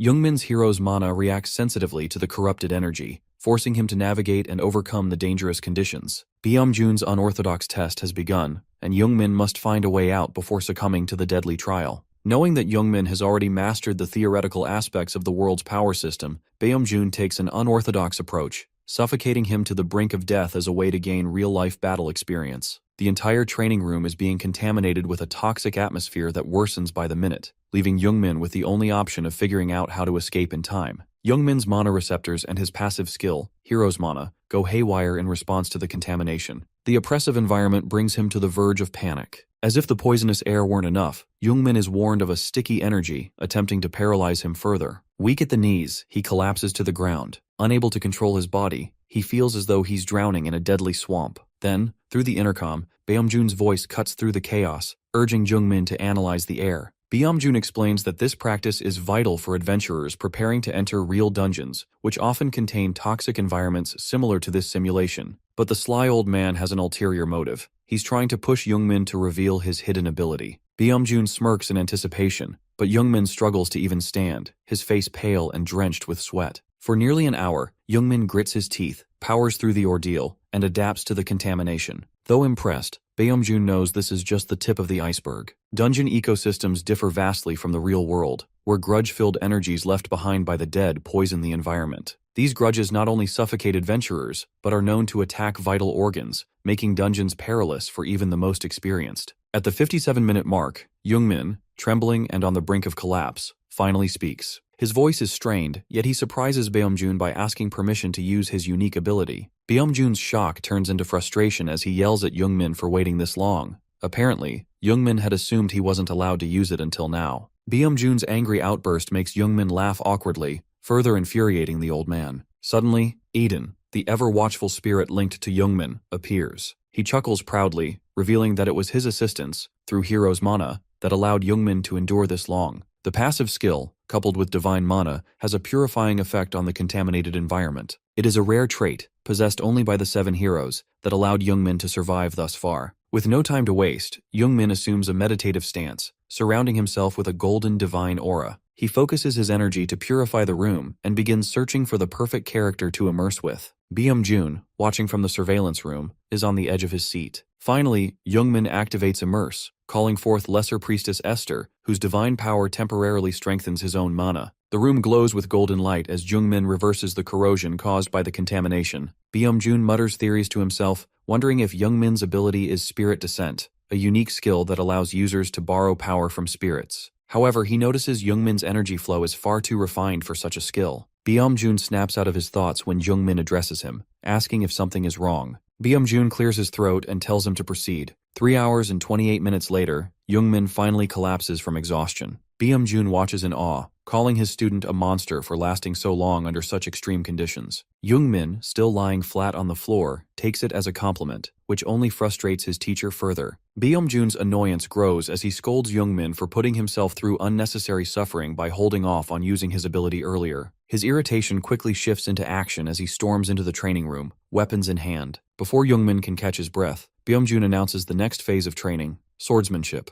Jungmin barely has time to react before his master threatens to beat him into shape, grumbling about how much overtime he has to put in because of this troublesome kid. Jungmin, utterly confused, wonders if this is punishment for waiting too long to use his ability. But in reality, Byung-jun is just venting his frustration about working harder than he planned. As Byung-jun picks up his weapon, Jungmin's face turns pale. His master's temper has reached its boiling point, and it seems the next training session is going to be just as grueling as the last. The training session Byung-jun gave Jungmin right after his endurance challenge bore some fruit. Our boy is now lean, mean, and ready to take on the world. Still a bit skinny though. This transformation also improved his stats significantly, and he managed to gain valuable information about the dungeon the Academy is planning to visit for a field trip. The trip is set to take place near the Shepherd Light Tower in exactly a week. Fortunately for Jungmin, this dungeon isn't particularly challenging, expected for a field trip. If that wasn't reassuring enough, personal bodyguards and professors will be present to protect the students, an overestimation by the Academy considering the enemy is only Everton. However, the Academy isn't the only one preparing for this attack. Jungmin has been making his own preparations over the past week. Thanks to Byung-jun's rigorous training, Jungmin's blood vessels are unblocked, his mana circuits are running smoothly, and his mana now flows effortlessly throughout his body. While Byung-jun's harsh methods played a big role, Jungmin's stubbornness also contributed to his progress. With his improved physical stats and mana circulation, low-tier immersion no longer affects him, allowing him to confidently step up to intermediate-tier immersion. Apart from combat, Jungmin, who impulsively entered an alchemy competition, has improved in the field and used his skills to sell intermediate potions. With 238,162,001 in his bank account, Jungmin feels relieved he's no longer living like a peasant. However, reality comes crashing down when he visits an artifact shop and finds that the extremely rare sword he's been eyeing costs a whopping 3 billion won. Still, he manages to purchase some relatively cheap yet high-quality items, including a sword that significantly improves his swordsmanship and unlocks an ability to unconsciously practice. In the training room, Jungmin notices that the sword feels much lighter, not because of muscle gain, but thanks to the extraterrestrial bracelet he purchased. The bracelet allows the user to lift objects weighing up to 200 kilograms by distorting space. With his newfound strength, Jungmin is confident he can impress the ladies while also honing his improved abilities. A win-win. While flexing his newly developed muscles in front of his bathroom mirror, much like a teen after a New Year's gym session, Eden snickers at his creator's overconfidence. Jungmin, unable to contain his excitement over how well things are going, mockingly takes pity on Everton. He even claims to feel lonely because of his hero's mana ability. Eden, annoyed by this comment, threatens to take away all his powers to humble him. Suddenly, Jungmin's phone rings. It's Byung-jun, and Jungmin wonders why his master is calling. Upon answering, he's immediately hit with troubling news. The Academy has appointed Byung-jun as chief manager for the dungeon trip due to concerns for the students' safety. Jungmin, dumbfounded, struggles to understand why Byung-jun is being sent on what's supposed to be a low-tier dungeon trip. Thinking quickly, Jungmin offers to join the team. Byung-jun, naturally suspicious, asks why. After fumbling with his words, Jungmin admits that he wants to use Byung-jun's fame to enter the dungeon without an attacker's license, as he's not on the Academy roster. Byung-jun gets angry at Jungmin for trying to blame his dropout on him. Panicked, Jungmin refers to himself as a student eager to experience a dungeon for the first time. After some contemplation, Byung-jun decides Jungmin is capable of clearing a low-level dungeon and agrees to his request, on the condition that they stick together. 1 week later, on the night before the dungeon trip, Jungmin lies on his bed, smiling as he informs Yuna and Taemin about his surprise involvement. They joke about him using connections or selling his soul to take part. Jungmin enjoys the light-hearted conversation, ending his night on a joyful note. Meanwhile, in a certain headquarters, a man in a red cloak surrounded by dark energy ponders how Yuna escaped their trap. He walks through the hall and enters a meeting room where 9 other cloaked figures sit around a round table. The council questions him about the preparations. He confidently states that the seeds have been planted in the lowest grade dungeon for when the Academy lets its guard down. The conversation takes a darker turn when one of the council members warns the man, known as Number 10, that he'll be killed if he fails again. Determined to succeed, Number 10 vows to complete the mission. The council, in a rare moment of unity, cheers him on before breaking into a malicious chant, a sadistic orchestra that reflects their twisted ideology. The next morning, Jungmin arrives early at the venue, stretching to wake up his body. He doesn't remain alone for long as Saren arrives, greeting him happily. Both are surprised to see each other, not realizing they were going on the same trip. Saren explains she's there on a scholarship, crediting Youngmin for teaching her. Youngmin, however, can only think about how he now has another close friend to look after in the dungeon. While they catch up, Taemin and Yuna join them, excited to go on the trip with Saren and Youngmin. Taemin asks if Youngmin's involvement is legitimate, noting that dropouts weren't supposed to participate. Saren is surprised by this revelation, but Yuna explains that Youngmin now has a teacher. Curious, Saren asks who could rival the academy's teaching to make Youngmin drop out. Before Youngmin can answer, his sly old man of a teacher, Byung-jun, enters the scene. The crowd erupts in cheers for the legendary adventurer, much to Youngmin's embarrassment. Worried about his friend's reactions, Youngmin hides his face, but Yuna notices Byung-jun walking toward them. Panicked, Youngmin considers bailing but is too late. Byung-jun greets him by his full name, embarrassing him further. Byung-jun, enjoying his student's discomfort, insists Youngmin acknowledge him publicly. Flustered, Youngmin awkwardly introduces Byung-jun as his master. After a brief pause, his friends finally process the situation. Saren is ecstatic that Youngmin is being taught by the best adventurer on the planet. Taemin, equally excited, wants to know how this fated encounter even happened, while Yuna feels a bit hurt that Youngmin kept this a secret from them. Their barrage of questions overwhelms Youngmin, who asks them to confront him one at a time. They soon board the bus and embark on their journey to the dungeon. Upon arrival, they enter the Night of Scream, where the contaminated magic power weighs heavily on everyone. Youngmin, however, is unaffected, as Hero's mana works overtime to shield him from impurities. As the students and professors cautiously explore the eerie forest, Taemin points out that Yuna never mentioned anything about a cave when she inspected this dungeon. Saren wonders if they took a wrong turn, but Yuna senses a bigger problem. Something feels off about what should be a low-level dungeon. Alarmed, she informs the professors about the strange vibe she's experiencing. The dungeon's level has changed, a highly unusual turn of events, which worries the group. Despite the unsettling circumstances, the friends try to enjoy the trip. Meanwhile, the insecure bully Yugil watches Youngmin from afar, seething with hatred. Yugil, muttering insults about Youngmin being a dropout, can barely contain his contempt. Unbeknownst to Youngmin, the system activates the Night of Scream storyline he wrote, catching him completely off guard. As the author, he struggles to remember the details, but is interrupted when a black aura emerges from the forest. Within it, a horde of zombified figures appears, chanting ominously. The professors and students are terrified. Even those who previously inspected the dungeon didn't encounter anything like this. Byung-jun steps in, urging everyone to stay calm, but the zombie horde and the black mist close in, whispering their longing for warm bodies. This jogs Youngmin's memory of the Night of Scream story. Before he can explain, the professors draw their weapons, ready to fight. Youngmin immediately warns Byung-jun not to attack the ghosts. Naturally, Byung-jun demands to know why they should refrain from engaging the spirits. Youngmin agrees with Byung-jun's caution, but points out that the ghosts aren't attacking. They're just wandering and repeating their longing for a heart. He emphasizes that if these ghosts wanted to attack, they could have already eliminated everyone because they are, after all, ghosts. Byung-jun uses his adventurer's eye, a lie detector, to verify Youngmin's claims. Meanwhile, Youngmin debates whether to reveal that he is the author of this story. Ultimately, he avoids disclosing the truth and instead explains that he once read about a similar situation where attacking evil spirits cursed the protagonists. Despite this, one member of the group loudly accuses Byung-jun of being influenced by baseless claims from his student.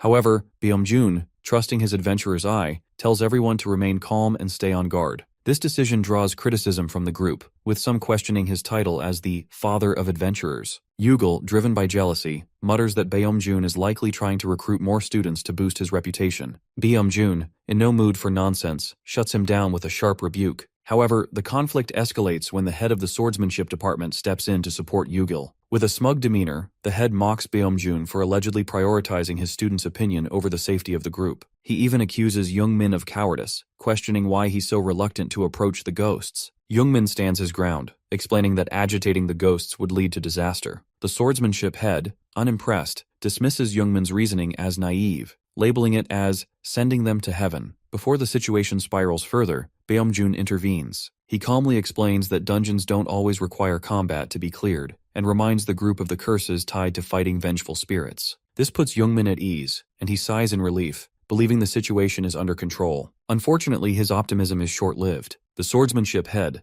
unable to resist his desire to assert dominance, charges at the ghosts, wiping out the entire horde in a single strike. Youngmin's devastating scream echoes through the forest as he watches in disbelief. The swordsmanship head smugly claims this as an efficient solution and chastises Byung-jun for delaying what he considers a simple task. Seeing Youngmin in despair, Baeomjun reminds the swordsmanship head who is in charge of the dungeon, sparking another heated exchange. The arrogant instructor lashes out, accusing Baeomjun of being swayed by a mere student. Yugil seizes the moment to quote Baeomjun's own advice about suspecting everything in a dungeon. Baeomjun quickly shuts down the argument, reminding everyone of the dungeon's golden rule: follow the leader's commands. As the bickering subsides, Jungmin receives an alert from the system about a change in the dungeon's difficulty due to the disruption of the original story's flow. Realizing the gravity of the situation, Jungmin steels himself for the now intermediate dungeon and prepares for what's to come. With the difficulty shifting from low level to intermediate, the ominous chanting of the ghosts changes from longing for warm bodies to an intense urge to kill. Some irrelevant side characters in the group dare to doubt Baeomjun's orders not to attack, despite clearly hearing the ghosts blaming them for their traumas. However, not all of them lack awareness.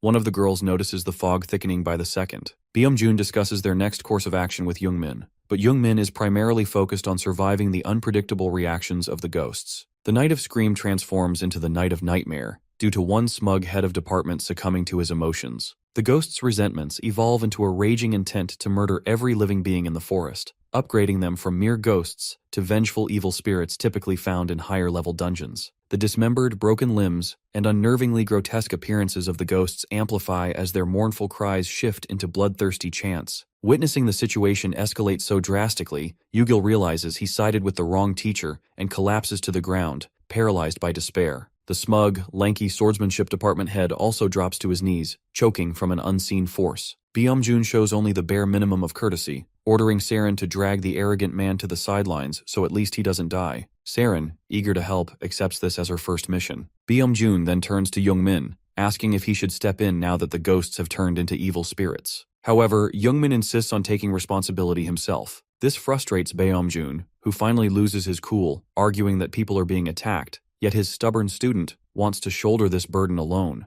Jungmin justifies his request by explaining that attacking the evil spirits again could cause them to grow into even more dangerous beings. Despite his fears for his friends, Jungmin feels compelled to take charge because of his weeks of preparation and his sense of responsibility. After some consideration, Baeomjun reluctantly agrees to let Jungmin handle the situation, but gives him a rare illusion ring to aid him. The ring allows its user to alter their appearance using mana, and can even activate a shadow clone jutsu-like ability. Jungmin is taken aback by the gift, prompting Baeomjun to explain it in relatable terms. The old man jokingly references the trope of a seemingly weak protagonist actually being strong but quickly dismisses it to avoid breaking the fourth wall. Their brief exchange ends, and Jungmin steels himself for the task at hand. He knows failure is a possibility, but his determination to help these spirits far outweighs his fear. The children, abandoned by their parents, used as human shields, and left to suffer alone after losing loved ones to war, deserve peace. Jungmin resolves to help them without violence, as they have endured enough. Using the illusion ring, Jungmin activates his immersion with Michelle Condor, a high-level character raised by the priests of a small temple. Michelle grew up to be a priestess, who saved countless children from resentment through revelations from the Lightbringer. Immersing with such a powerful character is a first for Jungmin, as he has only used low-level priestesses like Esther before. To his surprise, the Lightbringer seeks him out during the immersion. Though unsure of who Jungmin is, the Lightbringer reveals itself as Prina and calls him to a space resembling an endless void. There, he stands before a gigantic floating figure of Prina. She begins to pray for him, while Eden watches from afar, perplexed by how Jungmin managed to immerse first with his master, and now with the Lightbringer herself. Prina's prayer makes the immersion with Michelle Condor easier. A gold-encased cross materializes from the yellow flowing divine aura into Jungmin's hands, completing his first successful immersion with an intermediate-level character. The illusion ring activates, projecting an image of Michael, a being radiating golden divine aura. This representation grants Jungmin perfect synchronization with Michelle Condor. Baeomjun watches in amazement as his student's abilities, far surpassing what he displayed in class 2 weeks ago, unfold before him. Unsure how Jungmin grew so much stronger in such a short time, Baeomjun concludes that his student is a true monster in human form.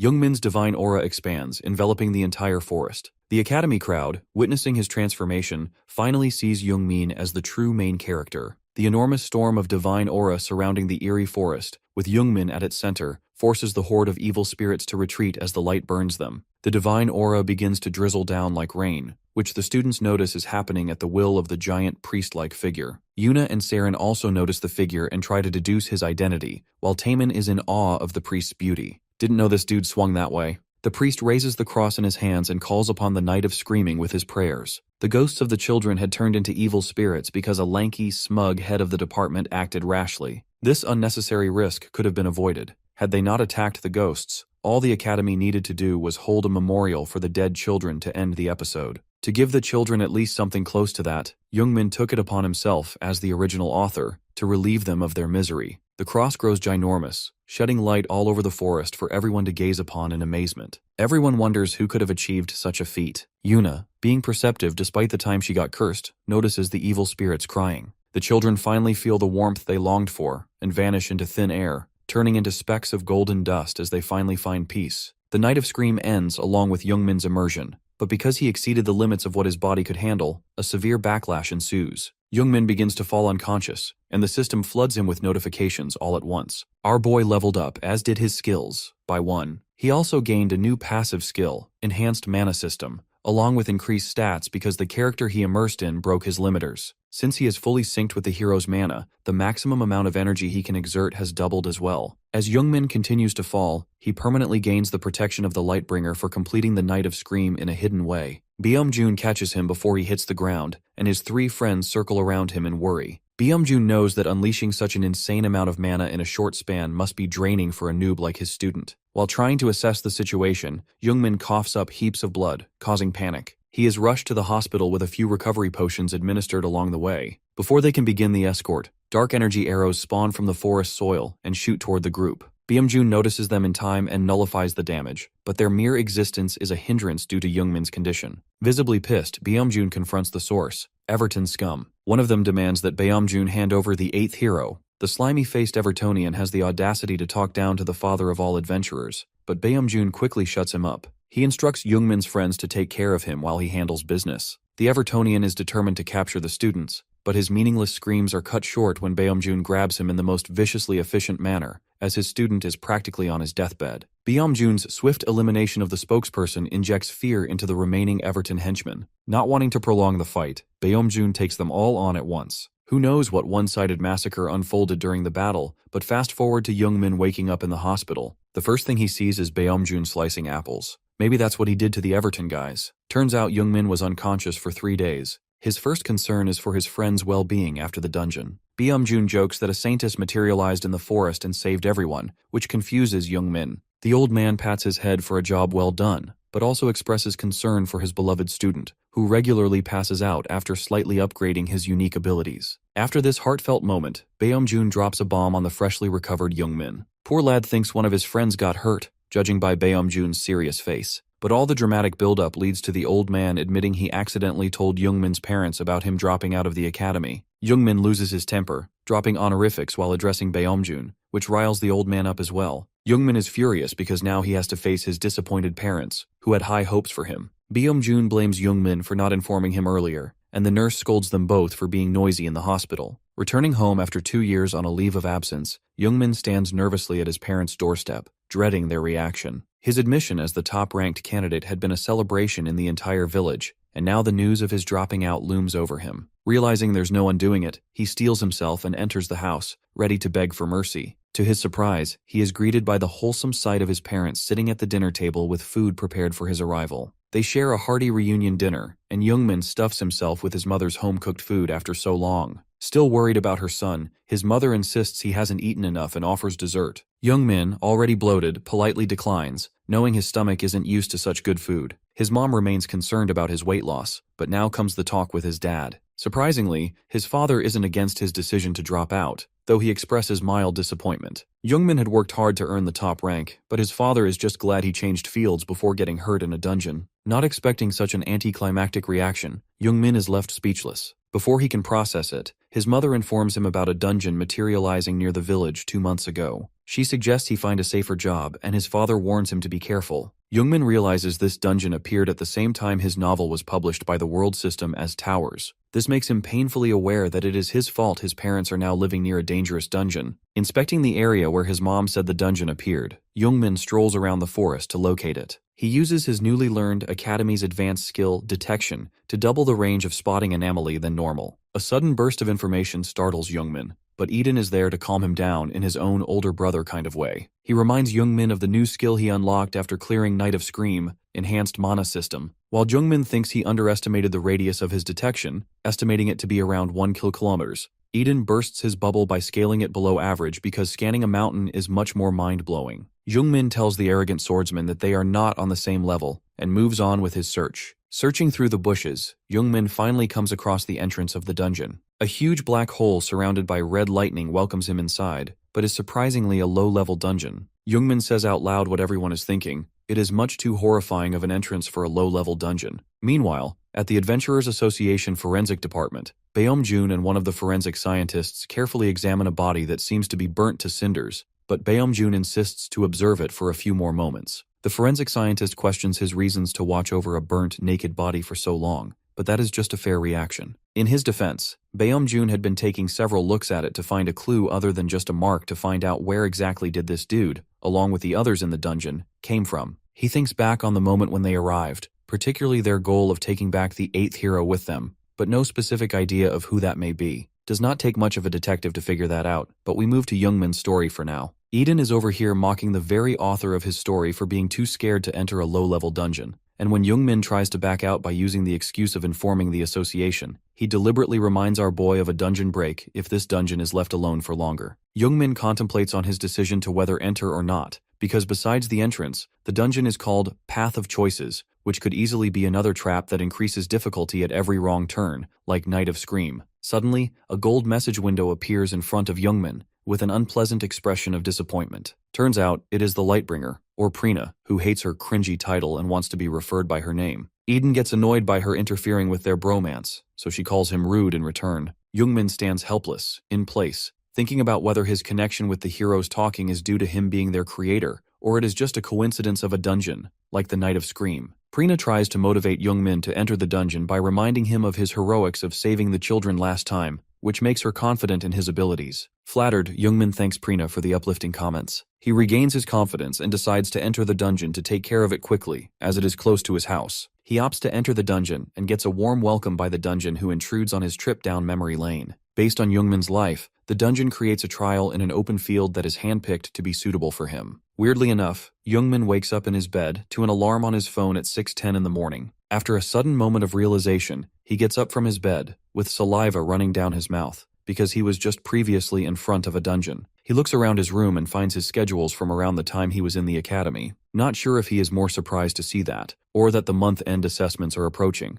but he manages to connect the dots that he has somehow slipped back into the past. He once again receives a notification that Path of Choices is intruding in his past and memories, and then gets shifted to another point in time that he has already experienced. This time, Jungmin is terrified to find himself in the academy's training grounds, and is completely lost about what to do as he looks down the stands. Another world-bending twist appears. A body comes crashing towards him, and it is none other than himself. A hurt Jungmin backed into the corner, reminding Jungmin of what happened to him when he originally took the month-end assessments. He got absolutely hammered by none other than Yugel, who stomps his enormous feet right at Jungmin's face, mocking him for being too weak as the battle finishes then and there. Seeing his trampled-on self and Yugel standing tall, Jungmin has his trauma triggered as he whimpers. Devastated that he has to live his worst years again, Jungmin questions the dungeon's sadistic ways. Not giving the poor bloke any time to recollect himself, the scene changes yet again. This time, Jungmin witnesses Yugel and his associates strolling down the hallway, completely free of punishment a month later after going overboard in the assessment against Jungmin. They laugh mockingly without a care in the world, while our boy witnesses it all with no power to change it at all. They call him a parasite, a blight that needs to be removed, for which the principal should reward Yugel instead. Regardless, that is just bullying which we know Jungmin overcame in the present, but couple that with the next piece of trauma is heart-wrenching. Jungmin receives the email of the academy about his leave of absence getting expired in the next 4 days,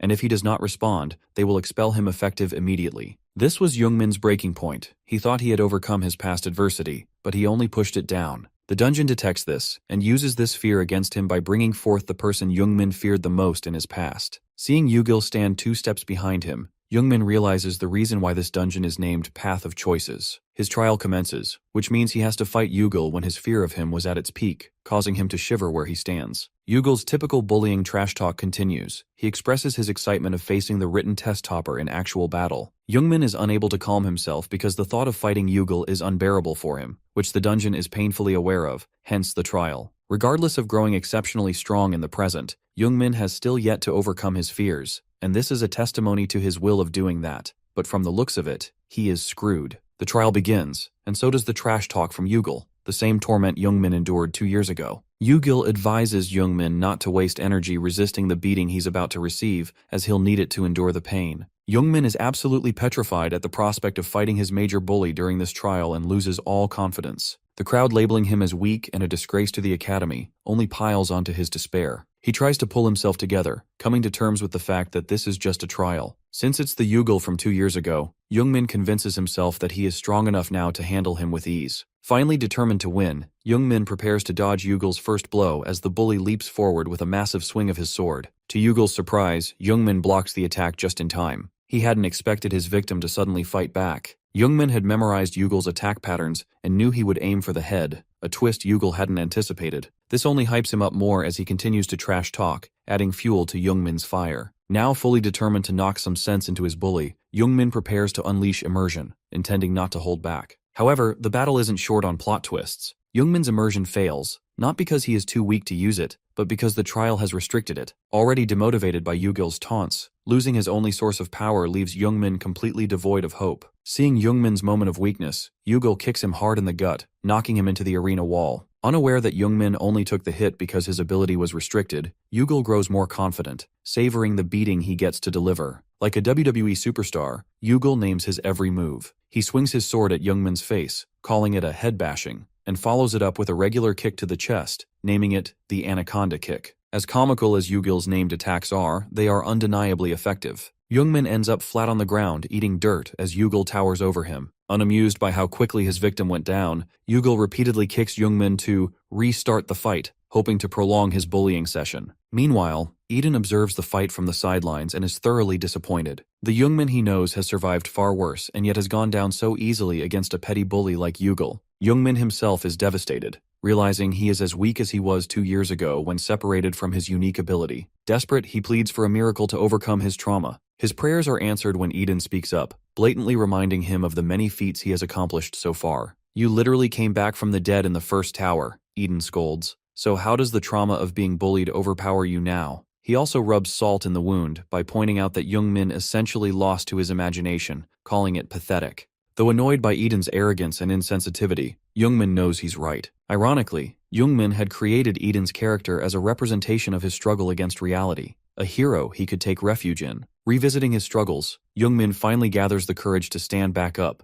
determined to prove his hero wrong by silencing the trauma that is Yugel. Seeing his victim rise after such a brutal beating shocks Yugel. Confused by Youngmin's seemingly nonsensical resolve, Yugel leaps forward to shut him up once and for all. However, he underestimates that this is a turning point in Youngmin's character development arc, and Yugel is just a stepping stone. Anticipating the attack, Youngmin smacks Yugel in the chin with his sword, sending the bully flying. Now fully locked in, Youngmin strikes a heroic pose, one reminiscent of the hero he once wrote, and prepares to finish the simulation. Eden cheers him on from the sidelines. Meanwhile, Yugel, clutching his bleeding mouth, grows more serious. Determined to crush Youngmin's confidence, Yugel taps into his mana reserves to unleash his ability, Stealth Sprint. Fading into thin air, Yugel uses a smokescreen to attack Youngmin head-on without being seen. Though Youngmin avoids any fatal blows, he struggles to anticipate the direction of the attacks. Before he can regain his balance, Yugel appears beside him in an instant with an afterimage and mocks Youngmin's inability to counter him. Realizing his naked eyes are useless against such an opponent, Youngmin calms himself and activates the Academy's advanced skill to predict Yugel's next move. With the added effect of his passive ability, Enhanced Mana System, Youngmin senses Yugel's presence right behind him and blocks the incoming strike with perfect precision. Yugel is bewildered. Seeing his trump card thwarted so effortlessly by someone he considers weak forces him into denial. He goes for a second strike, convinced the first was a fluke. But the projection of Yugel cannot simulate Youngmin's growth over the past 2 years. Youngmin blocks every strike with ease, frustrating Yugel further. Each failed attack chips away at the bully's confidence until he begins questioning the very existence of his once helpless victim. During one clash, their weapons resonate, and Yugel realizes he is outmatched. Within Youngmin, he senses the overwhelming presence of Eden. This momentary distraction is all Youngmin needs. Seizing the opportunity, he gets behind Yugel and strikes him down in one decisive blow, leaving him incapacitated. The tables have turned. Youngmin now towers over a defeated Yugel, who seeks answers to his overwhelming strength. Youngmin's only response is a declaration.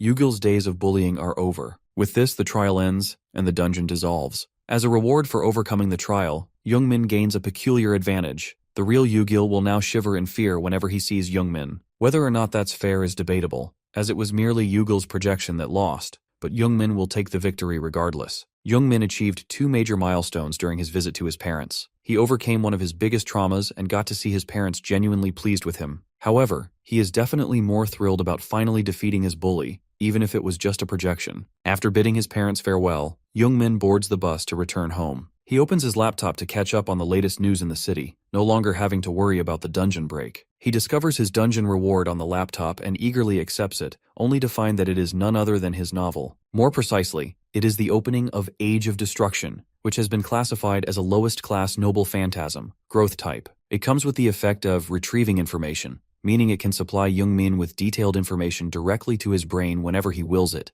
accessible only to him. However, there's a catch. Youngmin isn't granted full access to the information immediately, even though he is the author. Despite the restriction, the information he does receive is enough to help him face future obstacles. Out of nowhere, Yuna appears behind him, startling Youngmin as he wasn't expecting anyone else at the academy. When he brings up the word academy, Yuna cheerfully drops a bombshell. She has dropped out. Youngmin is appalled and immediately starts yelling at her for making such a reckless decision. Yuna fires back, angrily reminding him that it's her career, not his. Calming down slightly, Youngmin explains his frustration, pointing out the numerous advantages she could have as the Academy's current second-ranked student. Their bickering is interrupted by Taemin, who casually announces that he too has dropped out of the Academy. Unlike Yuna, he shows no regret, grinning from ear to ear. Youngmin is left completely baffled, trying to understand why the Academy's top students would make such decisions, while Yuna excitedly dreams about the fun adventures and studying they can do as a trio. She also reveals that a certain Mr. has permitted them to use the training room. Youngmin immediately knows who she is referring to and reminds her to call him Master when he is around because he prefers it. Yuna is confused, as the old man seemed fine with being called anything. Taemin adds to Yuna's praise, saying the man was kind and even complimented their strong foundations. Hearing all this praise about Baeomjun, Youngmin grows irritated, as his own experiences with the old man have been less than pleasant. Taemin, however, is excited to train together with Youngmin. Amid this discussion, Youngmin realizes he hasn't seen Baeomjun since returning. Meanwhile, at the Adventurers Association Forensic Department, Baeomjun is in his office, fielding calls about random individuals caught drawing magic circles supposedly for summoning the devil. He is irritated by the increasing frequency of these superficial cases, which are quickly becoming a major issue. The magic circles bear a striking resemblance to the tattoo found on a burnt corpse he investigated earlier, one of the attackers from the dungeon. Baeomjun begins connecting the dots between these symbols, the 8th hero, and the devil, all of which appeared after the 7 new towers manifested. Like a modern Sherlock Holmes, Baeomjun orders his team to continue investigating these symbols, while he delves deeper into their origin. Unaware of the brewing storm, Youngmin is out shopping at an artifact department store after earning a hefty profit from trading potions. His shopping spree is interrupted by an agent who congratulates him on awakening a unique ability. The agent is Jang Jiwan, the scouting team leader of the Heavenly Mansion Guild. He approaches Youngmin with an offer to join the guild, mentioning Yuna's name in the conversation. Youngmin politely accepts the business card, suspecting Yuna had a hand in this. Youngmin's suspicions are confirmed when Jang thanks him for looking after Yuna. While Youngmin knows it's the other way around, he doesn't argue. Having a guild leader speak to him so politely is still a surreal experience. Jang even offers positions for both Youngmin and Yuna once they obtain their licenses. Youngmin politely declines, explaining that he doesn't want to be a burden on the guild as a friend hire, rather than a recruit based on merit. Disappointed but understanding, Jang leaves, though an ominous aura lingers as he turns the corner. Youngmin, blissfully unaware, continues shopping, deluded by the thought that his genius is the reason for the offer. Eden quickly deflates his ego, reminding him of the actual geniuses who would be offended by his self-proclaimed status. However, Jang, who walked away calmly, collapses around the corner. His unique ability, Eye of the Truth, had failed repeatedly during his interaction with Youngmin, leaving him shaken. Youngmin's legacy and blessings had completely overpowered Jang's ability, rendering it ineffective before he even got within a mile of Youngmin. This experience was unlike anything Yang had ever encountered, further solidifying his determination to stay close to Youngmin. Later, Youngmin, while riding an escalator, chats with Eden and Prina through a Bluetooth earpiece to maintain appearances. Prina teases him for buying too many items, but Youngmin defends his purchases, claiming they might be useful in a dungeon. Suddenly, he receives an alert about suspicious activity near the mall involving Everton. Youngmin activates his detection ability in a less crowded area, realizing that the range of his detection has grown significantly thanks to Hero's mana. He scans them all, locating an ominous object radiating evil energy in the basement's power system. With Prina's guidance, Youngmin purifies the mark of a follower using holy water, which he conveniently carries in his dimensional bracelet. Eden and Prina are astonished at how quickly Youngmin resolves the issue. Youngmin activates detection again, but this time the results are overwhelming. 172 similar magic circles are within a 1-kilometer radius. The staggering number leaves Youngmin disheartened as he realizes the true scale of the problem. If just 1 kilometer contains this many magic circles, how many could there be across the entire city? The enormity of the situation weighs heavily on him, leaving Youngmin wondering how he can possibly tackle this chaos. Panic rises at the Everton headquarters as they receive news about Youngmin getting rid of all their magic circles on his own, raising the question of whether they should intervene now. Amidst all this, the guy who went to the dungeon to capture the 8th hero is now panicking. He recalls the prophecy of the said 8th hero being a hurdle in their plan to bring chaos, so it would have been golden if he had done his job. However, this guy is smart enough to deduce the fact that Youngmin is able to use divine powers because he removed the first seed like he was stealing candy from a baby. This makes our boy a potential threat to these evil spawns known as Everton, so they have to get rid of him, but not currently, as Youngmin is too much for them to handle. One of the druids at the round table offers to take matters into his own hands, but the number one at the table refuses this rash offer with sound reasoning that getting rid of magic circles all over the city by himself is too great of a task for Youngmin to complete. As a contingency, the Apostle of God is on standby, observing the state of the seed,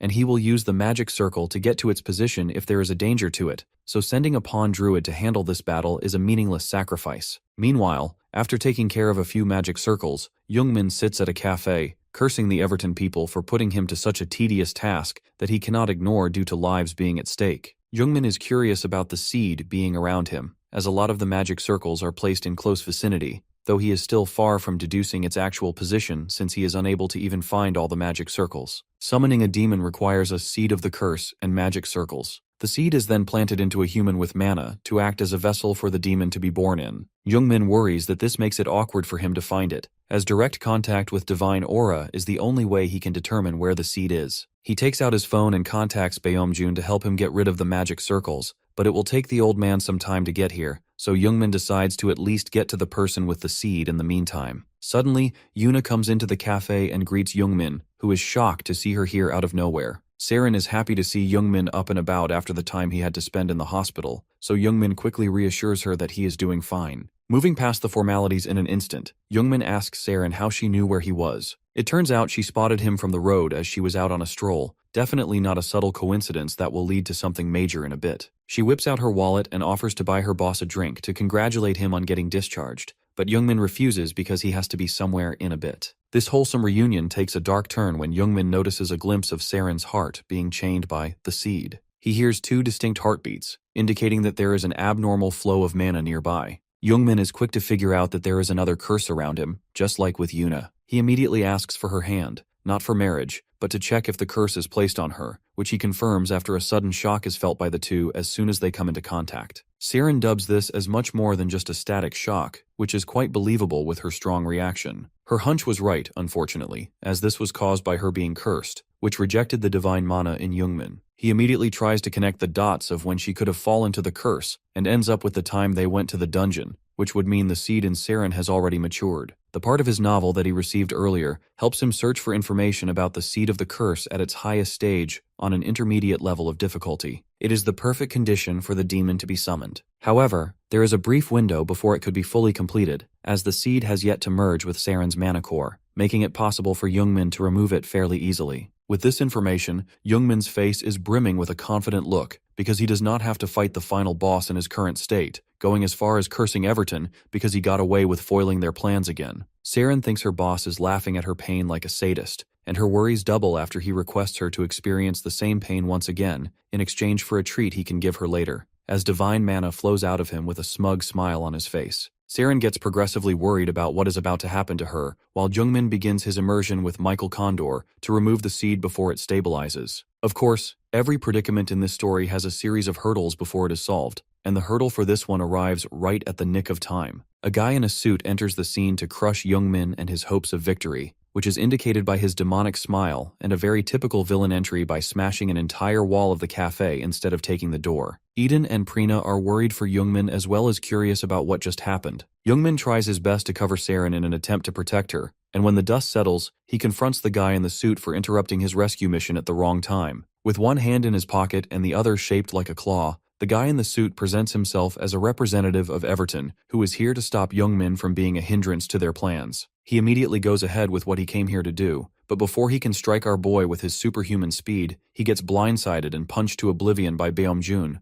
who arrives on the scene like a true master protecting his apprentice. He screams at the guy in the suit, whom he knocked over a mile away, giving him potential brain damage, for even staring at his apprentice in a funny way. Youngmin is pleasantly surprised to see Beomjun drop by at the exact moment he needed him, because the corporate world thought his work today was not that important. Beomjun asks Youngmin if he is alright, which our boy reassures him of, but instead of getting to lend a hand, Beomjun tells him to hide away for safety. While they try to figure out the next course of action, the guy in the suit menacingly gets up and walks nonchalantly from the smoke, fixing his broken neck like he's putting together a Lego figure. With the same menacing smile on his face, the guy in the suit commends Beomjun's punch, which would easily cripple an ordinary S-class adventurer, just so he can put his level on the scale. He mocks Beomjun for helping Youngmin in battle again, treating this as a mere hindrance. Beomjun is terrified, something you do not see often, that the guy whose neck he definitely broke is walking towards him like it's just another Tuesday. The guy in the suit finally introduces himself, respectfully, as the father of all adventurers stands in front of him. His name is Amol, an apostle of Satan.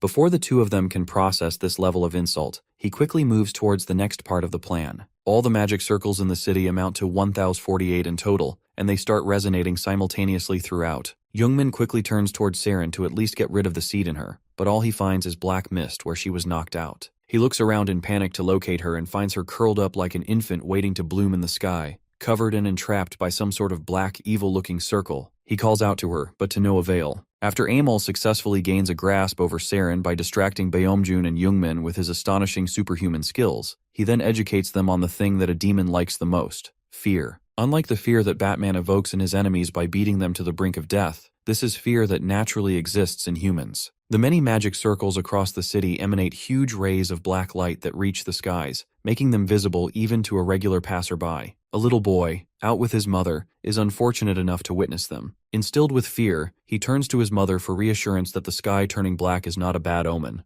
The beams turn into red pillars that converge at a point in the sky, halting movement in the citizens as they gaze upon this unknown phenomenon. One of them has the smartest question of all: should they not run away from this mess? But peer pressure is what stops him from doing so. From afar, the pillar's formation seems like a cage that has entrapped the city, and from its center, a black hole emerges. Before people can react to this otherworldly event, every single one of them starts to have their souls sucked away. Screams of excruciating pain echo through the streets as each soul is stripped from one person after another. The collective souls all flow toward the giant black hole in the sky. Youngmin notices the pool of blood-red souls flying off in the distance, realizing that the manaless people are being victimized to turn Saren into a demon as those souls flow into her body. He prepares to get rid of the seed inside her, but Amol detects his ambition and stops him right then and there. To rid our boy of hope, he raises his claw, metaphorically indicating that he has Saren in his grasp, which is why Youngmin is too late to be the hero now. Instead, he must count down the seconds until the demon is summoned. All the souls come rushing towards Saren as Amol clenches his fists, as if commanding them, and the emergence of the demon begins right behind him in the most glamorous manner possible. As heinous as this build-up to the demon's summoning is, Beomjun ruins the vibe by straight-up dropping an F-bomb at Amol for playing the role of a villain in the most exaggerated way possible, despite having significantly aged far too much to be acting like a child. He disses Amol's behavior, calling it the same as a cringy novel, which hurts Youngmin more than it hurts Amol, because it is his novel in the first place. Unknowingly, Beomjun triggers Amol as well, who immediately switches gears to the extreme. He leaps at Beomjun with the intent to kill while revealing that he has knowledge of every power Beomjun is hiding, and that he will need them in this battle. Beomjun is rather impressed that entities know about his trump cards, but is sure that he will not need them to win this one. The two clash fists, but Amol is repelled back by a yellow energy barrier created by Beomjun. In this moment, Youngmin has the chance to get rid of the seed inside Saren since Amol was dragged into battle by his master. However, before he can even take a step forward, he picks up on a smell that reeks and notices a thick, black fog surrounding the area. Writing from his novel rushes into his brain. The moment a demon was born, heroes like Eden and the others trembled amidst the reek of decaying corpses and blood. Youngmin finds himself in the same situation he wrote in the novel. The demon's first appearance causes him to freeze in place. He quickly turns around to catch a glimpse, only to be fixated on the sight of the figure in front of him. It is Saren, but a more mature, demonized version of her, staring him down menacingly, completely devoid of any emotions upon seeing her dear boss. Jungmin realizes that this is entirely his fault, because he wrote that novel, so he makes a desperate attempt to call out to Saren, but he receives a very cold reply. She is completely unaware of who this person in front of her is, and this absolutely devastates our boy. What cuts him even deeper is how unrecognizable she has become. Her voice sounds otherworldly, like two metals scratching against each other, exactly as he described the demon in his novel. Finding himself in a predicament that seems impossible to resolve, he further realizes that a human turning into a demon is an irreversible process. Memories of the cheerful Saren, who always looked out for him, come rushing before his eyes as he contemplates putting her down for good. Tears start falling as he deems it necessary to take down Demon Saren to prevent further casualties. He grits his teeth, unwilling to go through with this, and calls forth his immersion. The spark of divine mana flowing into him causes Demon Saren to frown, as it stings her just like before. In the next instant, she finds herself caged in a holy barrier, where she will now be judged in the name of God. The priest Jungmin immersed into before comes forth and activates the judgment on Demon Saren, pushing forth holy light that passes through her body. Those rays of light cause Demon Saren agonizing pain as she screams at the top of her lungs, writhing all over the place as it becomes more unbearable for her. The divine spell is directly destroying the demon that has taken over Saren, an attempt by Jungmin to potentially save the Saren we all love. In the name of God, she has been judged. The demonic energy from within her shrieks in pain. Her mutated body writhes in agony. Jungmin is moved to tears. Blood runs from his nose as he proceeds to sacrifice a dear friend for the greater good. The process comes to a halt. A smokescreen fills the surroundings as Jungmin presents his sincere apologies to Saren. The dust settles, and in between forms a shadowy figure, one that snatches away Jungmin's final attempt to save Saren. It is the demon herself, unscathed from the spell but enraged all the same. She endures the pain and gathers her balance, targeting her anger at her former boss, who put her through excruciating pain just a moment ago. Hesitation is foreign to this demon as she leaps ahead in a grabbing motion toward Jungmin, leaving him no room to react. He is still unable to comprehend the failure of his divine spell, and gets caught up in an explosion strong enough to distract Baeomjun from his battle against Amol. Worried about the kids getting caught up in that explosion, Baeomjun turns away from Amol in concern. Unbeknownst to him, one of the kids is now an anti-life demon who caused that explosion. Amol catches Baeomjun off guard in this moment of distraction and goes for a sneak attack. What he did wrong was alert the old man by literally telling him that he is about to receive brain damage, which gives the father of all adventurers enough time to evade the attack and counter with a big boot right to Amol's face so that he can go and tend to his apprentice. He uses the high-pressure big boot as a hydraulic press on Amol's face, burying him deep into the ground so that he may not get back up again. After a few seconds of intense stomping, Baeomjun lets his foot off the apostle's face, annoyed that it took so long, but what he does not realize is that the apostle he buried into the ground has already fixed his broken neck. Amol, his face still buried in the ground, grabs Baeomjun's foot with superhuman strength and, with a demonic look, gives a disclaimer that the battle is not over yet. Meanwhile, over at Jungmin and Saren's battle, our boy lies face down in a small crater caused by Saren's explosive attack as she towers over him. Exhausted after getting dominated by Demon Saren, Jungmin is completely devoid of energy to continue fighting. The thought of losing his innocent friend to a demonic ritual saddens him to the point that he starts regretting ever writing this novel, because then Saren and the civilians who had their souls sucked away would still be alive and well. He desperately pleads for Saren to come back, hoping his voice reaches her through the demonic exterior. To his surprise, Jungmin's talk no jutsu works, and Saren is able to take control of half of the demon's body as she calls out to him. This was an unforeseeable development even for Jungmin as the author, because he was sure a person could not return after becoming a demon, since he wrote it to be like that. The good part of Saren emerges and sheds a tear as she calls out to Jungmin for help, halting the demon half in her place. A few moments ago, when Jungmin cast that spell on Demon Saren, the real Saren inside her found herself freed. Surrounded by a cold, eerie environment and completely alone, she struggles to breathe properly. Defeated, her body hurts even thinking about the series of events that led her to this place. She recalls being at the cafe, then getting attacked by Amol, but everything after that is blank in her mind, leaving her even more worried. Suddenly she hears someone begging for help, so she quickly turns around to locate the voice. She finds hundreds of civilians entrapped in glass cages, desperate to escape, calling for anyone to save them. The sight of so many imprisoned people, combined with the freezing environment, makes Saren think she is trapped in some sort of hell that is frozen over. Hearing the pleas of the captured people, Saren's inner adventurer takes over as she gives them hope by trying to save them. However, she is met with a terrifying new hurdle. A huge hand descends from the sky and begins grabbing the people in the cages one by one. She is unable to decipher what she is looking at, but it is clearly a dangerous entity that must be countered. So, as the kind-hearted adventurer she is, Saren immediately uses her unique ability, Ice World, to freeze the mysterious claw of death in its place, forcing it to release the civilians safely onto the ground. She is relieved to know that her efforts were fruitful, so she confidently moves on to the next attack. However, she is blindsided by another one of those claws, which strikes her directly in the center of her back, sending her tumbling away into the distance. With her shirt shattered and her back wounded, she breaks. The pain is unbearable for her. Coupled with the knowledge that she knows nothing about the hell she finds herself in, Saren is lost and sheds tears. As she struggles to get back up, one of the claws somehow grows even larger and comes straight at her, fully intending to either grab her or squash her in the process. She closes her eyes, accepting her fate, when a literal ray of hope penetrates the cold, icy hell from the sky. It is the light of judgment that Youngmin cast upon Demon Saren, and that light completely vanquishes the giant claw that was about to turn Saren into human custard. She looks at the light with relief, though her tears still stream down her face. As she focuses on the light, she hears it calling out to her, a voice of someone dear to her, a voice begging her to come back to him. A huge crack forms in the walls of hell, and through it appears a silhouette, her boss, Youngmin, who extends a helping hand toward her. And so, Saren reaches out to grab the hand she has been waiting for. Her crying does not stop, but these are no longer tears of fear. Instead, they are tears of happiness as she complains about the hell being too cold for her and the fact that she cannot save so many people on her own. She crawls toward the silent silhouette and screams for help out of sheer trust in her boss, hoping that her voice reaches his ears so that Youngmin may come and save them all. Back in reality, Youngmin is still flabbergasted that Saren is holding on to her consciousness despite turning into a demon. Her brief appearance causes the demonic body to lose control of all the other souls for a short period, showing Youngmin the horrifying truth of a demon's summoning. The other souls cry out for help while submerged in hellfire and chained, a sight new even to Youngmin, as it was something he never wrote in the original novel. The demon in Saren's body finally gains control over it after a brief struggle and pushes Saren back into deep sleep by covering the part of her face that was exposed, allowing the demon to return to her meal. Beneath the horrifying screech of the demon,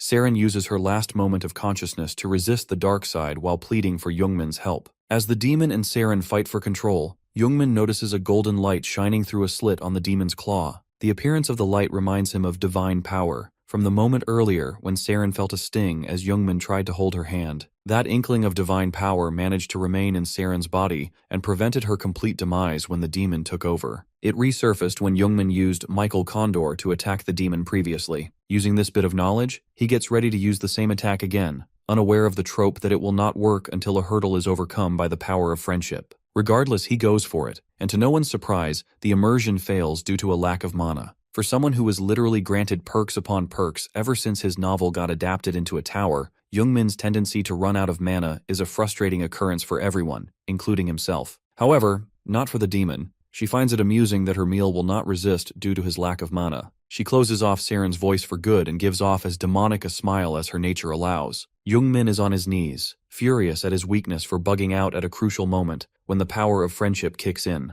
Prina gives him a piece of her power, helping him recover his depleted mana. There is no reason to waste a single thought on why Prina would do this. Youngmin still does it, but thankfully moves on in about a second. Gaining enough mana to use immersion again, he activates it and calls forth Michael Condor, who immediately starts chanting his spell even before leaving the golden cross chamber of his. Youngmin aims and shoots the beam through the evil spirit in the demon, who is to be judged by God. The demon definitely had 3 working days to dodge that attack, but I guess not everyone moves like they are in Dragon Ball Z. Anyway, the attack penetrates the demon's body and takes immediate effect, as evil energy seeps out of it at the same rate the light enters. Along with the evil energy, Saren's memories start to leak out and surround the area. Youngmin looks at them and realizes the struggle she went through while being overtaken by a demon. She was still an adventurer. Despite being scared for her life, she helped the people caged alongside her. Lost in his awe of her heroics, Youngmin lets his guard down, and the demonic energy takes this chance to devour him as well. A few moments later, he wakes up in the same icy hell where Saren is trapped. Looking around, he finds Saren in the grasp of a bony claw, being taken toward the sky in that place. Youngmin thinks quickly on his feet and starts running, calling out her name in the hopes that Saren will wake up.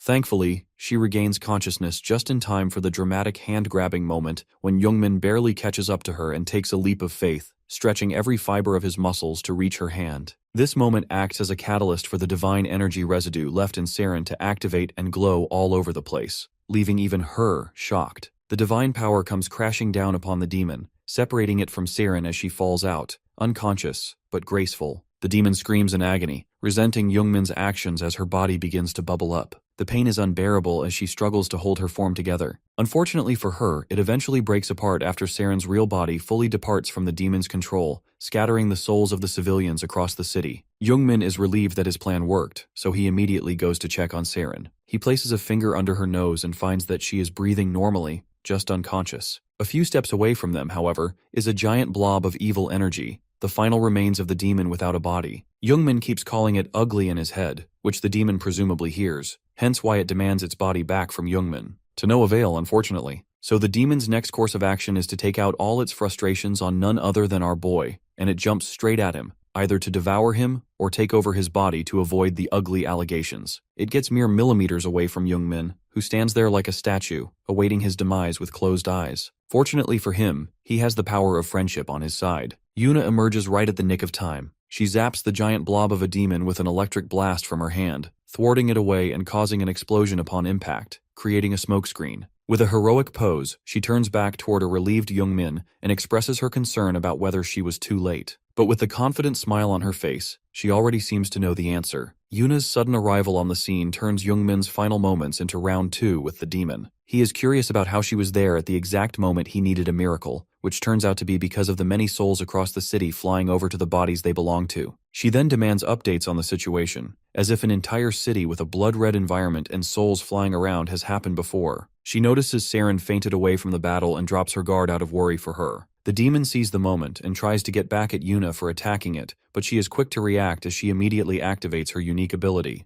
The rate at which she can calculate the dimensional interference, then go through a singularity and property transformation, along with the transmission of waves to set the coordinates to materialize her attack that splits the demon in half, is extraordinary. She claims that the demon's sudden attack scared her, yet she still managed to pull off extreme measures in a split second. However, to her surprise, while the attack halted the demon, it seems unaffected by it. In fact, not only is it still alive, but it has also grown in size after regenerating its blob-like appearance. While Yuna is stunned by this phenomenon, Jungmin deduces that the demon is using mana to regenerate, and figures out that an attack capable of disintegrating the demon faster than its recovery rate is needed. The problem he faces, however, is finding the person who can generate such an attack. The demon seemed unfazed at first, but even it cannot function properly without a body, and that regret gets to it, actually shedding a tear at its own incapability. The demon looks around in desperation and pinpoints Amol, who is currently busy in his battle against Beomjun. With no care for Amol being its ally, the demon just straight up gobbles him up entirely to regain a powerful body. It is successful in doing so, giving Amol nothing but a void that devours him as the last sight he sees before his demise. Beomjun is utterly disgusted by the demon munching on its own ally,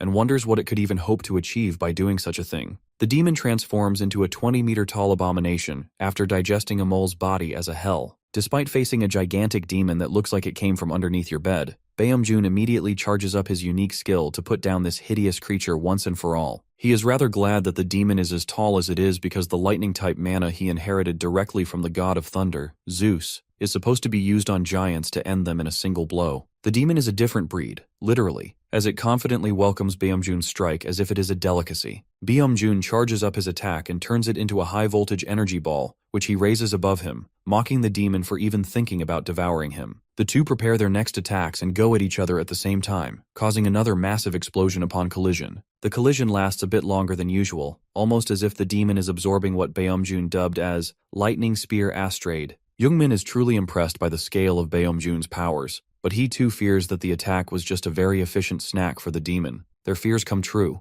The demon seems completely fine, stronger even, after absorbing the entire attack and asking for more. It attacks Beomjun in hopes of receiving more of the delicious meal, but before the old man can even touch the demon, its limb explodes on its own. Unbeknownst to even Beomjun himself, he wonders why the demon is exploding on its own when he has not even attacked yet. However, Jungmin realizes that it occurred due to Beomjun's overpowered mana, and if he can now add an explosive touch to it, the demon will go out like fireworks. He turns to Yuna immediately and tells her to use her most powerful fire magic, instructing her to fire it as soon as he gives the green light. Without a moment's thought, Yuna agrees and prepares her attack in an instant, giving Jungmin a reality check that he should thank God more often for making the top student at the academy his friend. He then uses the magic bracelet on his wrist to fire up the most probable noble phantasm from his novel. The power system that works for Jungmin searches through the entire novel, going from 284 skills to 130, then to 24, and finally picking out the one most effective in this situation. The exact step-by-step guide on how that skill can be used is transmitted into Jungmin's brain, which he finds weird, as the guide he received is as easy to understand as when the Indian teacher on YouTube teaches you a subject the night before the exam. The skill is one of Michael's greatest works, called Harmony of Power,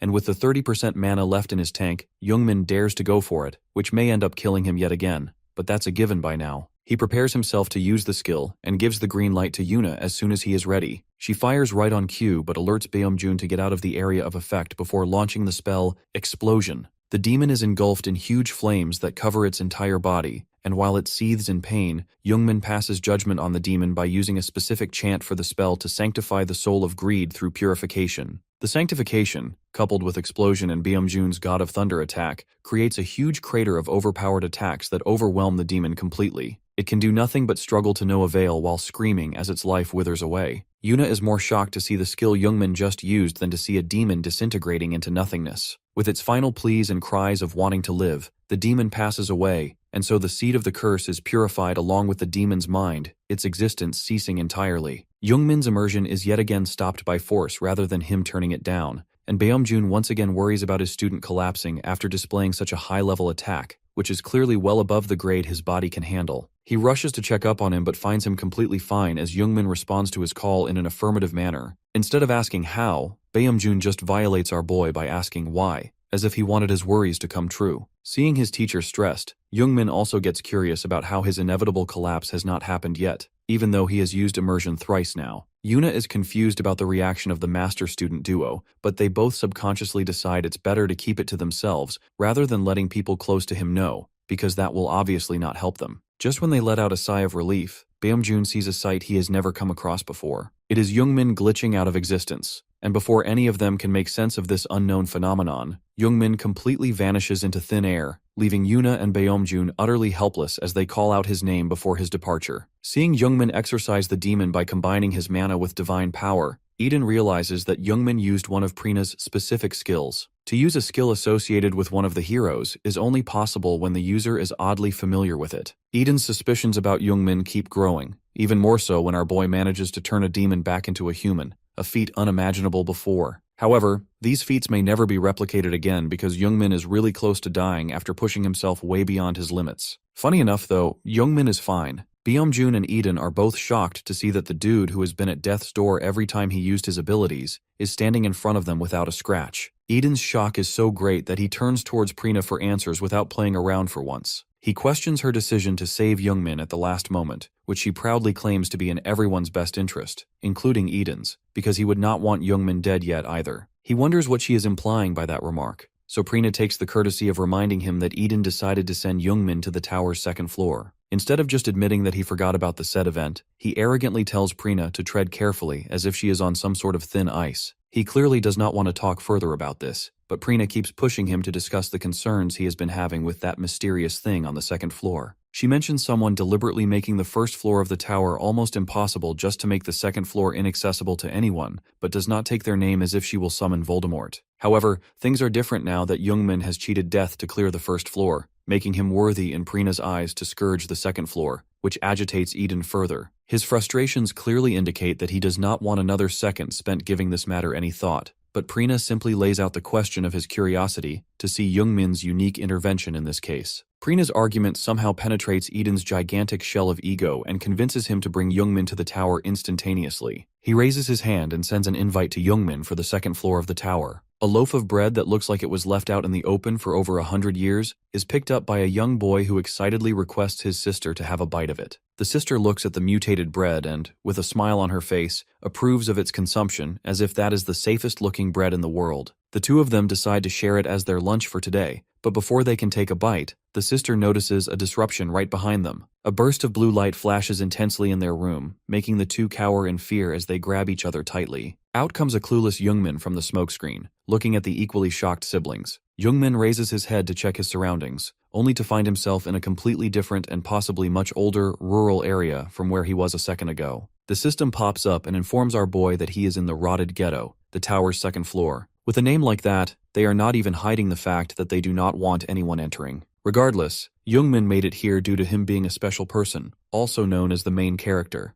The sister grabs hold of her brother in a protective manner and confronts this strange man who just popped out of thin air. Youngmin notices the two of them being cautious of him, so the system lays out information about them. The boy, Jack, is a side character, 11 years of age. His character qualities are the definition of contrast, either virtuous or absolutely evil. His talent is to imitate, which makes sense as his current status shows that he is excited yet cautious about seeing a mysterious person appearing through a portal. The sister, Leah, aged 15, has the same traits and talent, but expresses a much more reasonable reaction to finding a mysterious man as someone to be wary of. Youngmin, upon learning about them, identifies them as someone related to Eden. Before he can continue his thought, his stomach growls from hunger. So the too pure for this world Jack offers him something to eat from what little he has, while Leah tries to warn him. Youngmin accepts the offer and sits down with them while thinking about how awkward the situation is because of Eden. He puts the food item close to his mouth, wondering if it is even something he can digest, and immediately spits it out like a fountain when the system tells him that it was molded moss tea that somehow only gave him mild food poisoning. Trying to rid his tongue of every residue of this tea, Youngmin claims it to be a health hazard, while Jack, looking disappointed, asks him not to waste it. Jack starts crying after seeing the last bit of water they collected go to waste, while Leah expresses her anger towards Youngmin.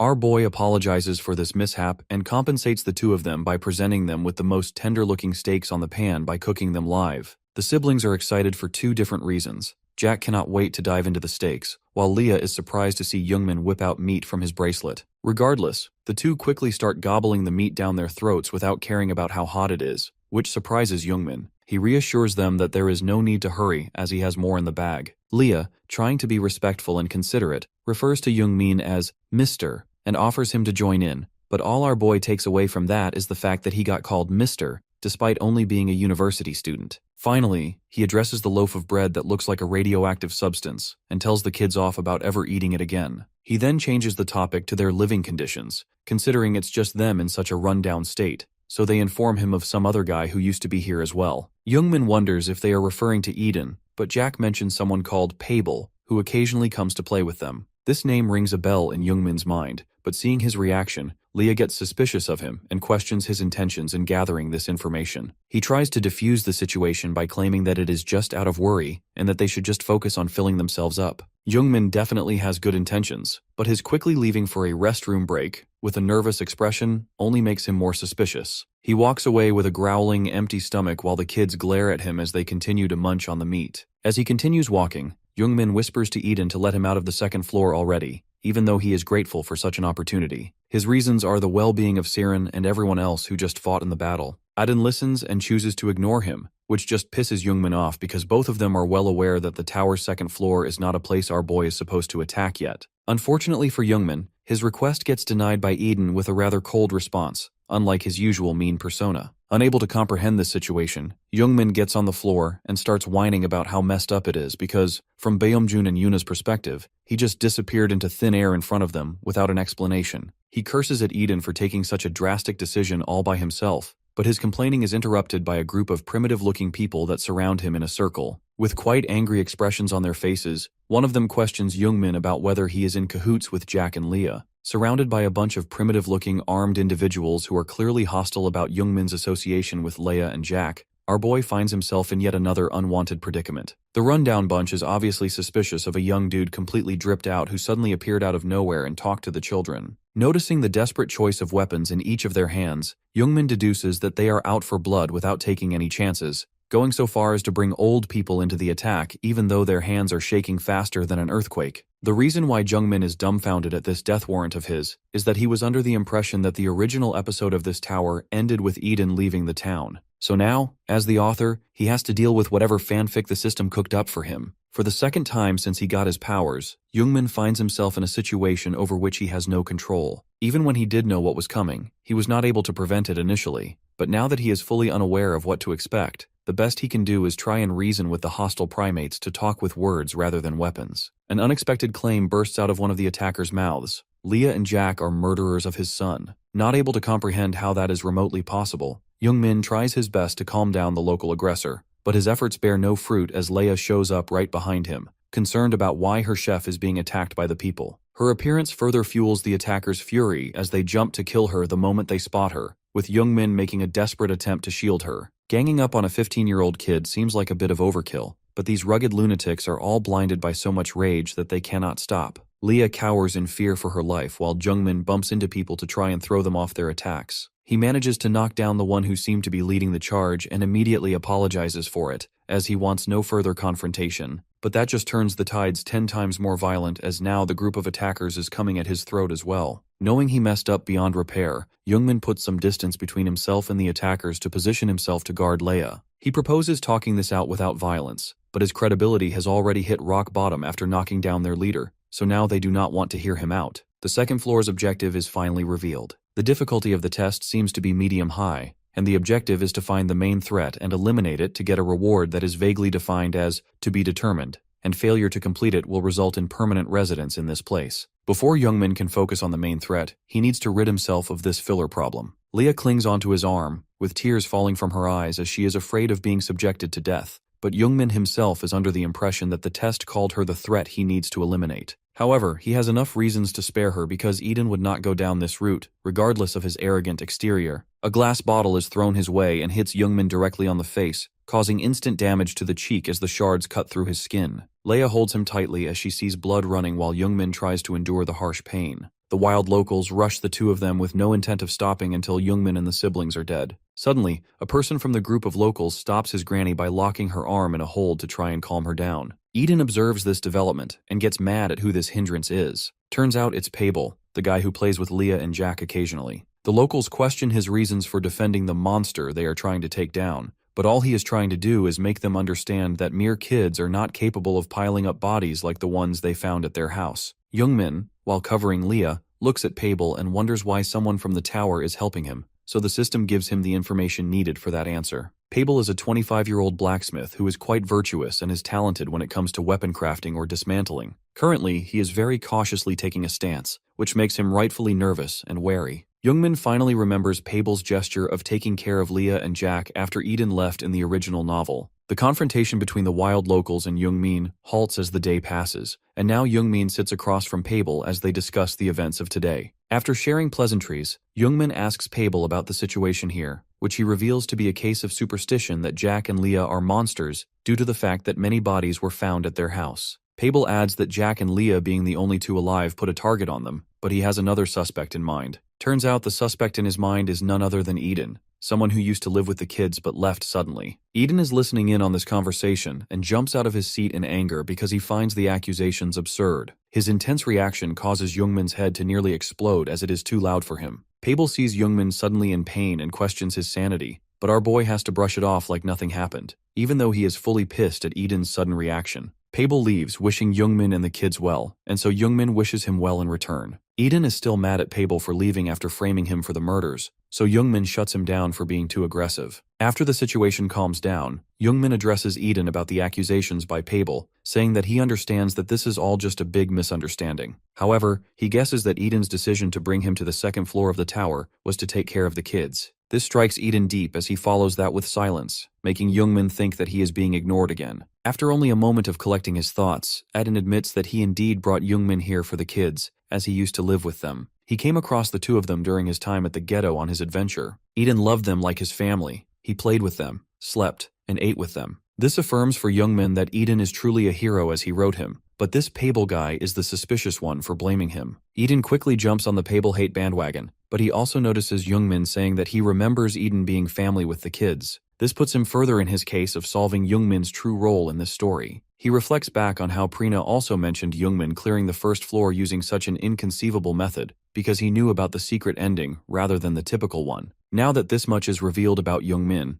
Aiden is almost convinced that he is the one they have been waiting for all this time, and inviting him to the second floor may just prove that. After a prolonged monologue, Jungmin decides to give in to sleep. However, before he could actually rest for once, Eden lays a query on him that is enough to rattle anyone's peace. The role that Jungmin has been keeping a secret thus far is now a topic of discussion, as Eden straight up asks Jungmin who he really is. Having his curiosities turn into genuine concerns, Eden is now on to Jungmin and his role in this entire story, seeing how he has left clues behind that hint at him being much more than a newbie adventurer. Eden's upfront question about Jungmin's awareness of everything as if he overlooks the entire world rattles our boy so much that he starts fumbling on his words and tries to play it off as if Eden's gone senile. while simultaneously thinking about the moment he slipped up that helped Eden catch on that something is wrong. However, Eden chooses to let go of this topic for now, and the night passes with Youngmin getting not a single wink of sleep because he was troubled about what to tell Eden after he dropped that bomb last night. He even considers telling the truth to Eden, but holds himself back from doing so because he cannot let the hero, who is always on edge, learn that our boy is the reason why his life was full of hardships. He is aware enough to know that he would kill himself if he were in the same position. Leah wakes up from all his rustling and agony and asks if he is okay, so Youngmin calms himself down and reassures her that everything is fine so she can sleep more. She chooses not to, and sincerely thanks Youngmin for his efforts to defend her and Jack last night, which Youngmin brushes right past because he is more concerned about being called an old man rather than the gratitude he is receiving. To freshen up a little, Youngmin decides to go on a walk, but as he gets up, Leah grabs onto his clothes because she is worried that he might not return. So our boy promises the little girl that he will definitely be returning to them after getting some fresh air. Out of all the characters he created, Leah is one of the few who opened up to him, which stings a little because he created them as a testament to Eden's character, but now he is entrapped in their cuteness. Out the door he encounters Pable, who seems to be holding something in his hands. Turns out, it is the same rotten food that Leah and Jack were eating at the beginning of this quest, so he immediately uses his bracelet to bring out healthy, tasty, and fresh food. He fills the basket and gives it to Pable so that he can feed the kids, and also makes sure to tell the suspiciously nice dude to throw away the food he brought.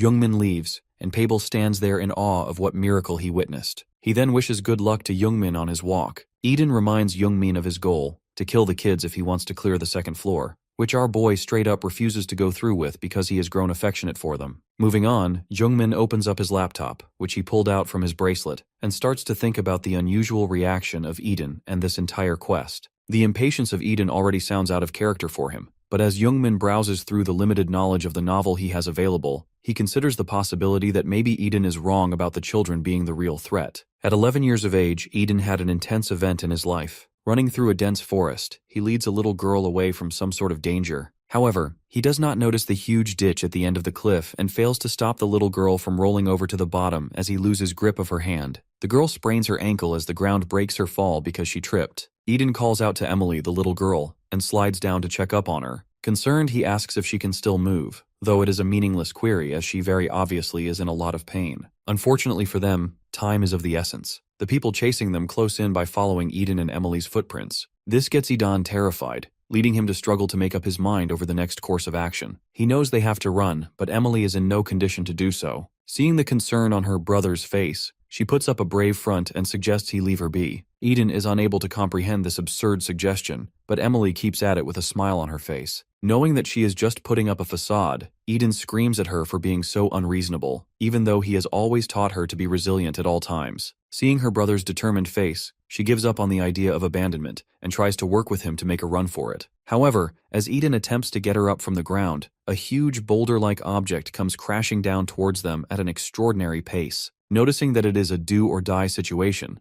Emily makes the sacrifice play and pushes her brother away from the area of impact, getting crushed underneath the huge boulder in the next moment. Eden lands on his butt just a few inches away from the impact, with the blood of his sister splashed all over his body. The boulder is none other than an assassination weapon of the Everton, so Eden has no choice but to get over his sister's death almost instantaneously to at least survive for a chance to mourn later. He gets up, quivering with grief, surrounded by the voices of the assassins sent after the two of them, who are surveying the area for survivors. Unable to fully accept his sister's death, even though almost all her blood is splashed on him, he thinks about desperately moving the boulder to save her for that minute chance that she is alive. The steps of the pursuers get closer by the second, and Eden, being aware that throwing away his life here will just be in vain, takes off with just her name in his heart. Crying and screaming as he runs away, Eden pours out his tears and regrets as he was unable to save his little sister and apologizes to a remnant of her memories in his mind. A little time skip later, Eden runs around the town stealing bread. One of them stuffs his mouth, maybe enough to feed him at this point.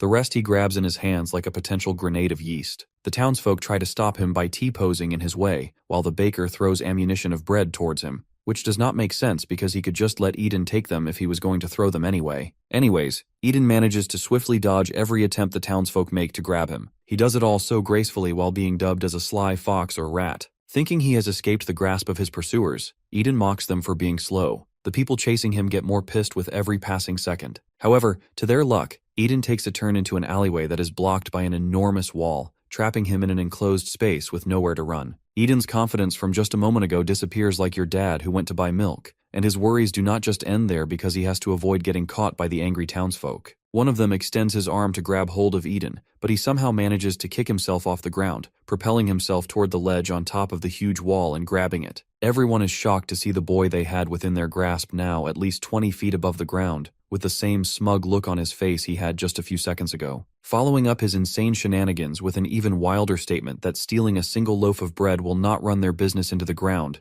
Eden scolds the townsfolk. Unfortunately, while he is focused on doing that, a muscular arm from above the ledge reaches and grabs him by the throat. It turns out to be the most masculine-looking baker woman, who is clearly pissed about the accumulated number of loaves Eden has stolen from her. Instead of pulling the poor boy up, she just slams him toward the ground many, many feet below. Somehow, instead of just plummeting to the ground and turning into a squash of blood, Eden faces no external injuries except for some internal pain that renders him unable to move. He prays for a superhero at that moment as the townsfolk stomp over him repeatedly and violently. The morality of the people is questionable, as they push a teenager to the verge of death over some loaves of bread, stomping on him as if he took down an entire empire. The crowd that gathers definitely feels somewhat bad for Eden getting killed over bread, but they do nothing about it, as if defending a kid in this situation will make them the devil's advocate. Passing by is a wizard who stops and witnesses an entire group of adults beating a kid to death over some bread, so she rightfully intervenes. Eden, barely able to hold his consciousness, sees a purple-haired, concerned woman who stopped the violent pursuers from putting the poor boy out of his misery. He passes out and then wakes up sometime later due to some noise around him. Gradually opening his eyes to locate the source of the sound, he sees a bunch of kids surrounding him where he lies. The kids are excited to see him finally awake, but all Eden is concerned about is where he is. One of the kids informs him that he is in the Hope Orphanage, and that someone called Masha saved him. Eden tries to wrap his head around this fact, and then sees the same purple-haired woman walking toward him cheerfully, with a bowl of warm food in her hands. She offers it to him but is attacked by a pillow in the next instant. It is Eden, and his overly cautious reaction causes the entire bowl to spill, leading to pin-drop silence in the entire room because no one knows how to react.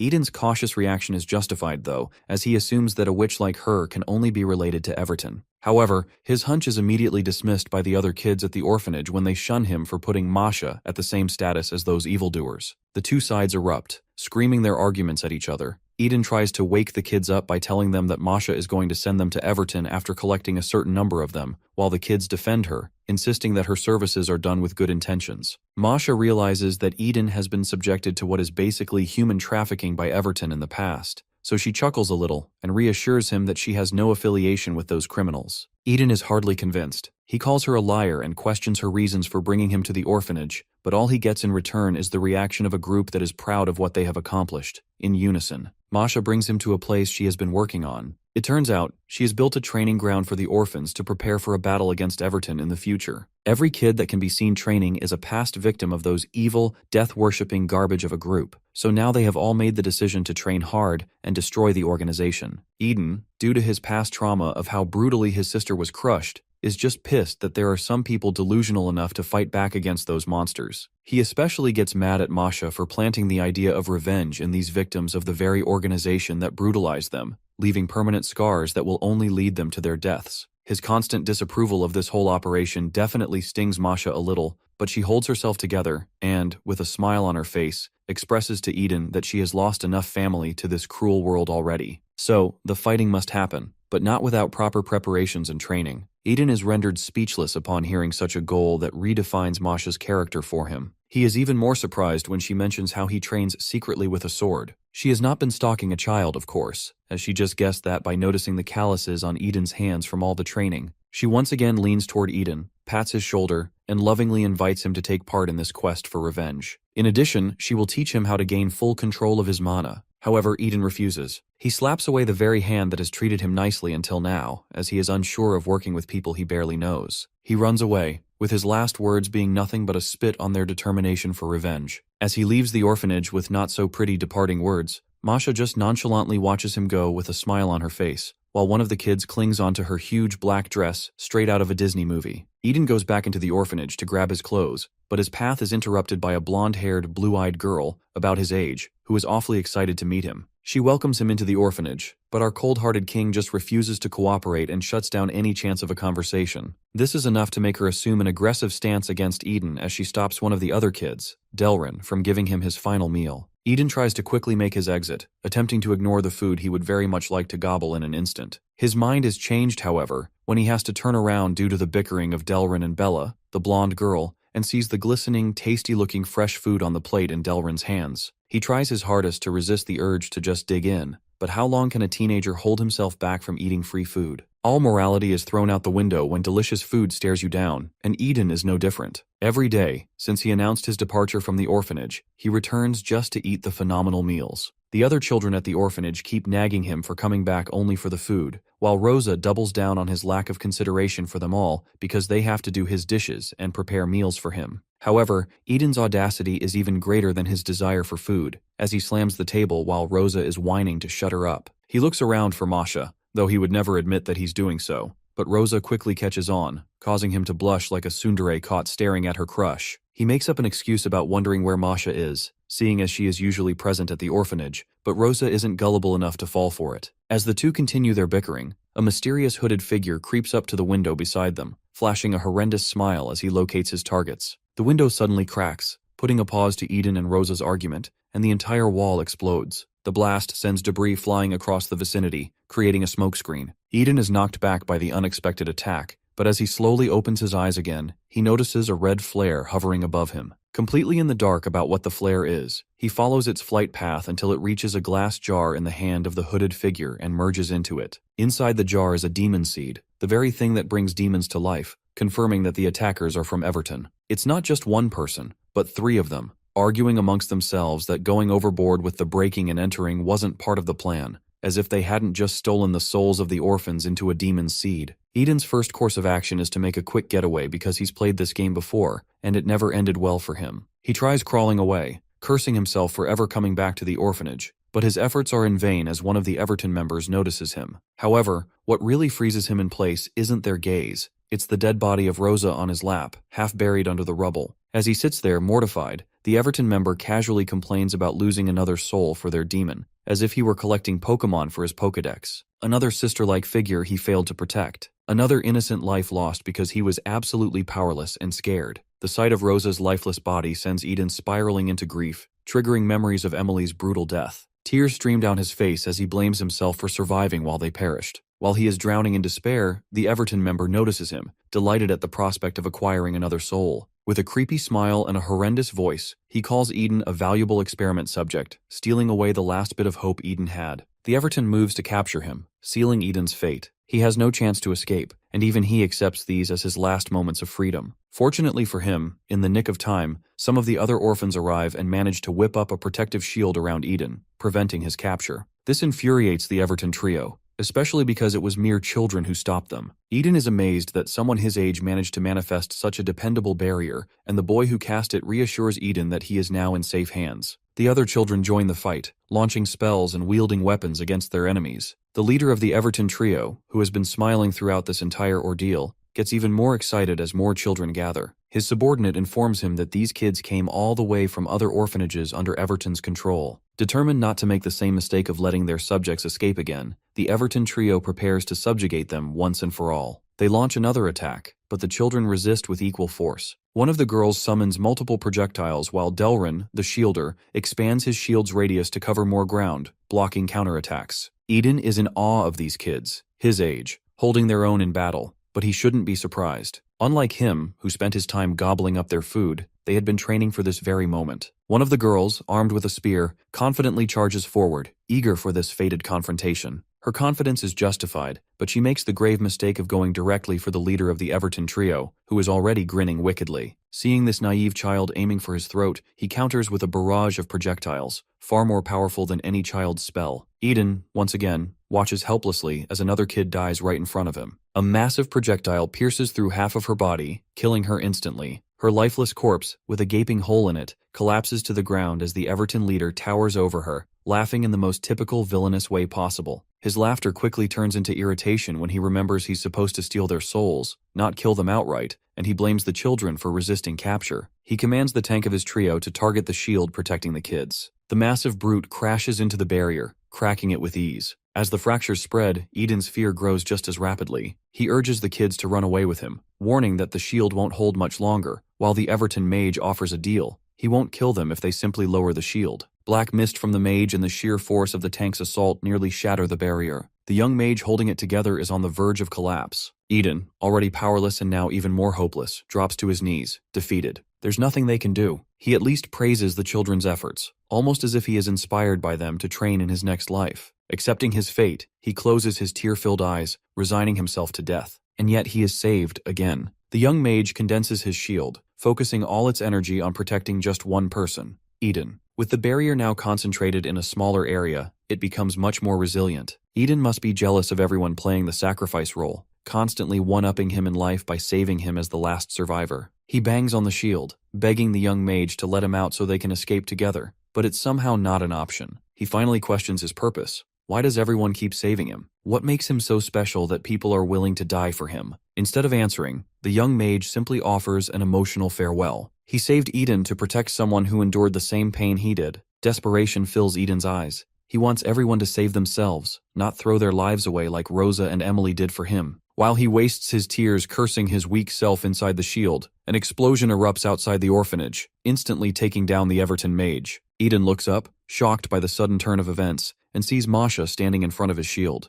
The two of them shed tears upon this unfortunate reunion. Masha's out of fury, Eden's out of relief. Completely determined to burn these evildoers to cinders for killing so many of her children, Masha apologizes to Eden for being far too late to protect them from this attack. She finishes the battle with ease, rescuing at least Eden as the sole remaining child of the orphanage. At sunset, the two of them stand in front of the graves of the entire orphanage, mourning their losses. Masha blames herself for all these deaths, and so does Eden, apologizing to Rosa for dying as a substitute for him. Masha sees him crying and immediately makes him realize that he should not take this for granted, because he has been given a second life thanks to Rosa. However, Eden has always found himself in this situation. People close to him either dying in front of him because he was weak, or sacrificing themselves so that he could live. Masha firms herself and scolds him for wallowing in so much self-pity that he is blind to the fact that he is alive, unlike his fellows at the orphanage. She sets him on a new path, to grow stronger by using this opportunity that he has been granted. The end goal is the demise of the demon castle, which will come about if he lets her take him in and teach him how to fight. She extends her hand towards him, offering him a chance to take their revenge together. Eden contemplates his decision carefully, torn between the fact that he always brings misery to those around him, and the desire to get stronger like the other kids who went out fighting. He finally makes his decision, and the rest is history. Later that night, Eden carves a bunch of swords using tree branches and practices his swordplay. He assumes a flimsy stance and focuses his mana around the sword to slash at a tree with a wild yet concentrated swing. As soon as he makes contact with the tree, his sword snaps in half upon impact. Frustrated, he throws away the broken piece and immediately picks up another to continue his practice. He repeatedly strikes the tree without rest until he is finally able to bring it down. While he trains, two of the orphanage kids who miraculously survived, though not without severe injuries, observe him discreetly from afar. They are both relieved to see that Eden has not truly left them, even though he put up a front earlier as if he would. Although happy about him staying, they are dumbfounded by his stubborn solo training, which does not seem to be yielding much fruit. They wonder why he doesn't just go to Masha for help. The two of them observe him long enough to deduce that Eden basically sucks at combat,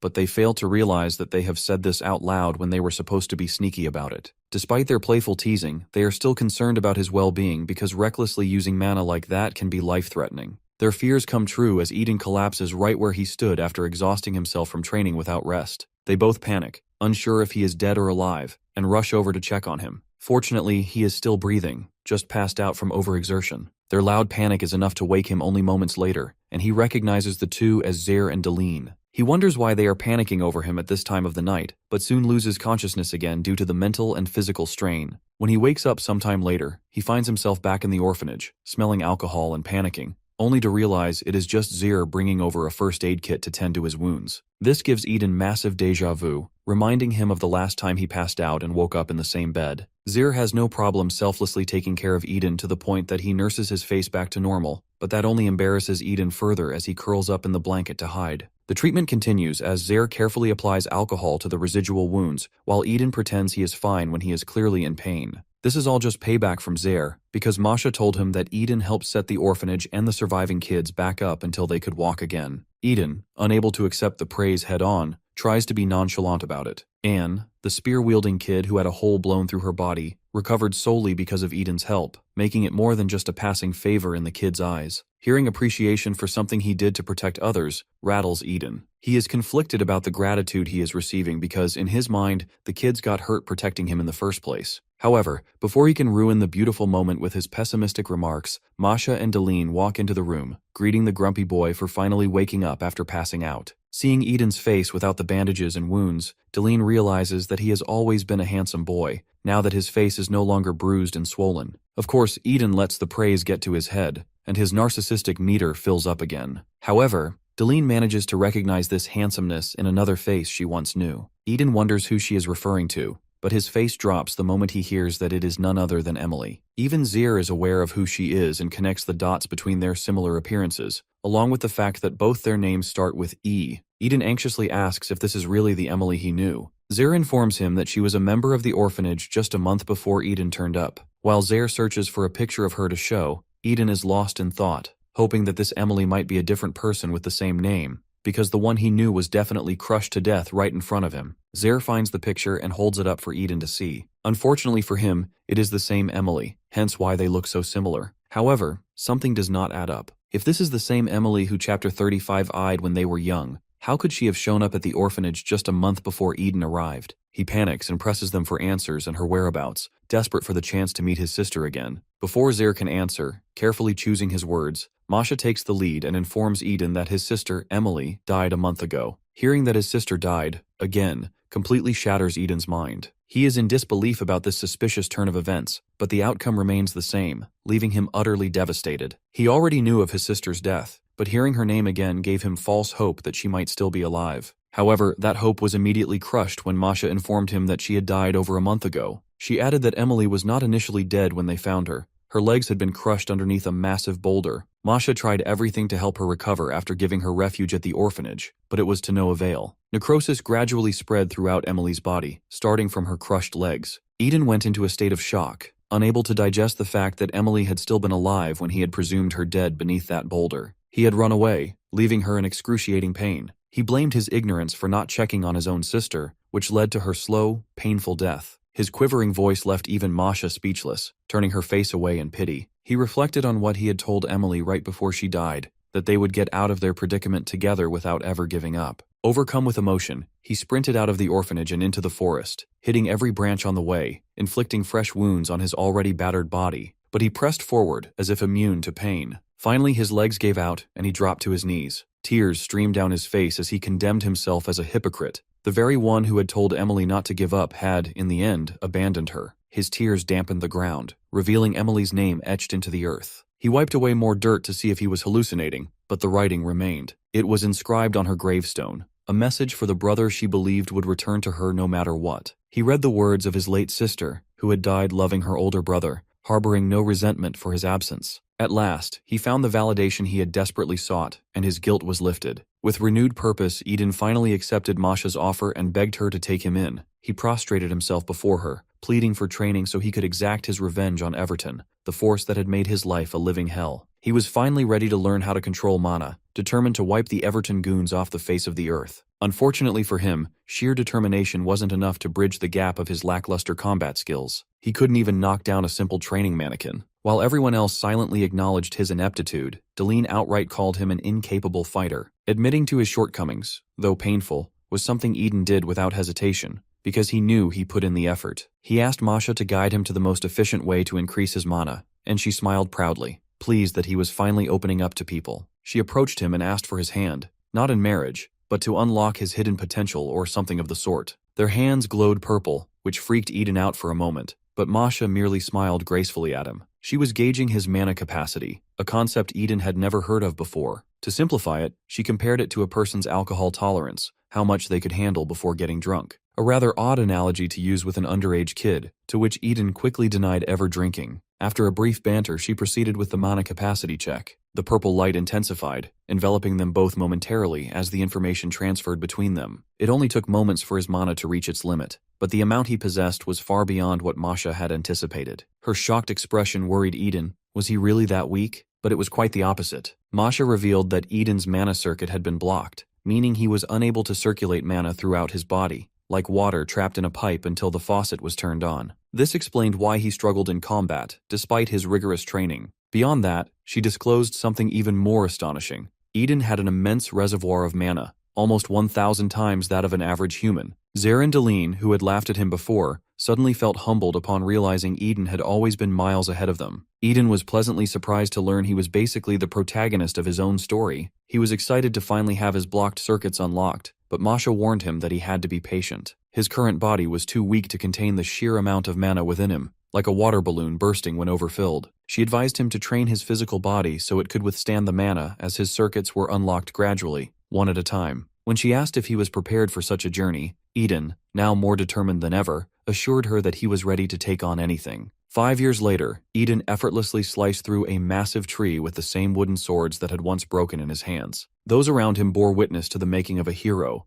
marveling at how far he had come by the age of 17, but they were all impressed by the wrong thing. Masha pointed out that Eden hadn't just cut through the tree in front of him. His strike's radius was so immense that it had severed a mountain in the distance, along with a significant portion of the forest. Everyone stood, equal parts amazed and terrified, realizing they had helped nurture a monster of unparalleled strength. Meanwhile, Eden struck a heroic pose, radiating the confidence of a man who was certain of his fate. The Everton goons were in for a reckoning. Eden was dying to show off his progress after every time Zarendaline mocked him for being too weak all those years ago, so he split a mountain in half. However, his showboating is cut short by Masha, who gathers them all in a circle like a cult, and showcases a map in an ancient old book. She points out the location of the demon's castle, also known as Everton's headquarters, at the dead center of the continent. She adds that Everton has expanded its troops in all directions to gather souls for the seeds, which will be used to grow the flower of the world tree that blooms once a year and summon the great devil. In order to stop their plan, Masha intends to get rid of all the seeds that Everton has created thus far,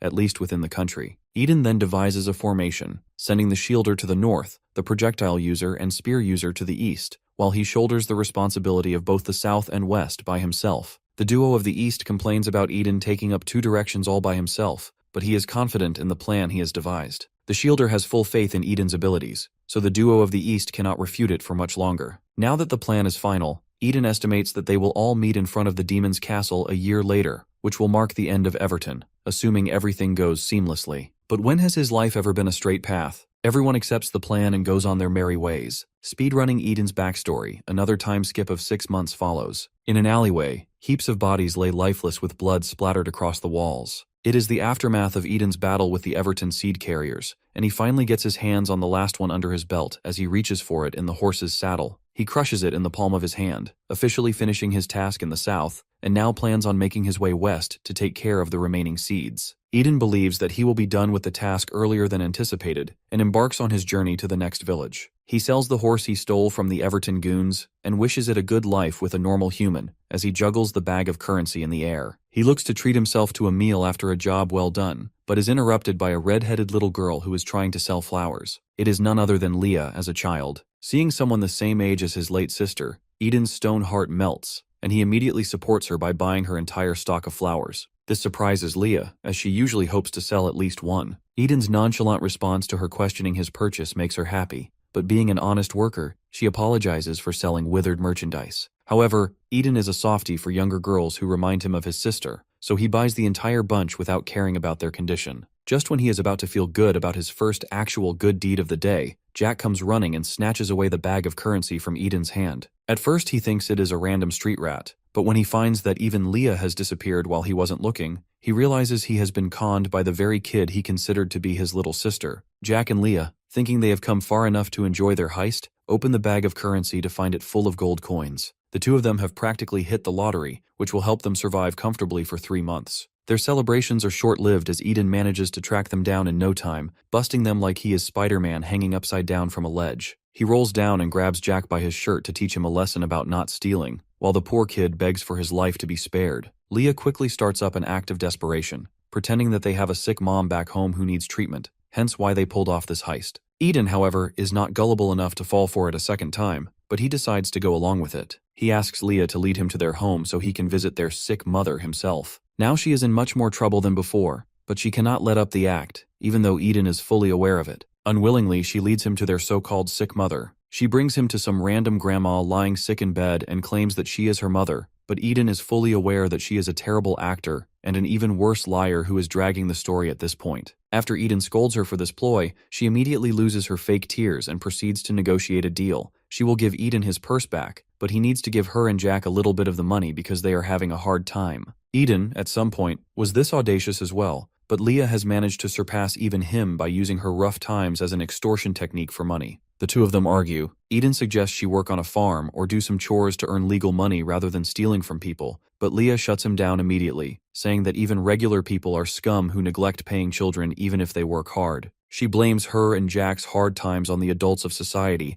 and justifies stealing Eden's money, even though he is not even part of the town. She brushes past this fact and calls it an unfortunate encounter for him. Eden has had enough of this pointless argument and calls her a thief, but Leah finally screams at him the real reason she resorts to stealing. She has no other way to find money to stay alive with her brother. Unknowingly, she strikes a nerve in Eden, making him remember his sister Emily. He suddenly goes quiet, which creeps out Leah and Jack. To make up for his failure with his sister, Eden decides that he will stay with the two of them and teach them how to survive, so that they do not have to pull off risky stunts to get by. Though the two still aren't coming around and make a last-ditch effort to get him to give them his money, Eden decides to spend some time with Jack and Leah before he embarks to meet his team in front of the demon's castle. However, he sets an absolute condition for this entire training arc. The two of them cannot steal, even from bad guys, if they do not want their brother to suffer for it. Leah immediately grabs Jack to protect him, thinking Eden's intention is to threaten them, but he reassures her that he has no intentions of hurting them and will only help them with a light heart. At the actual house of Jack and Leah in the ghetto, Eden forcefully wakes the two of them up to begin their survival training.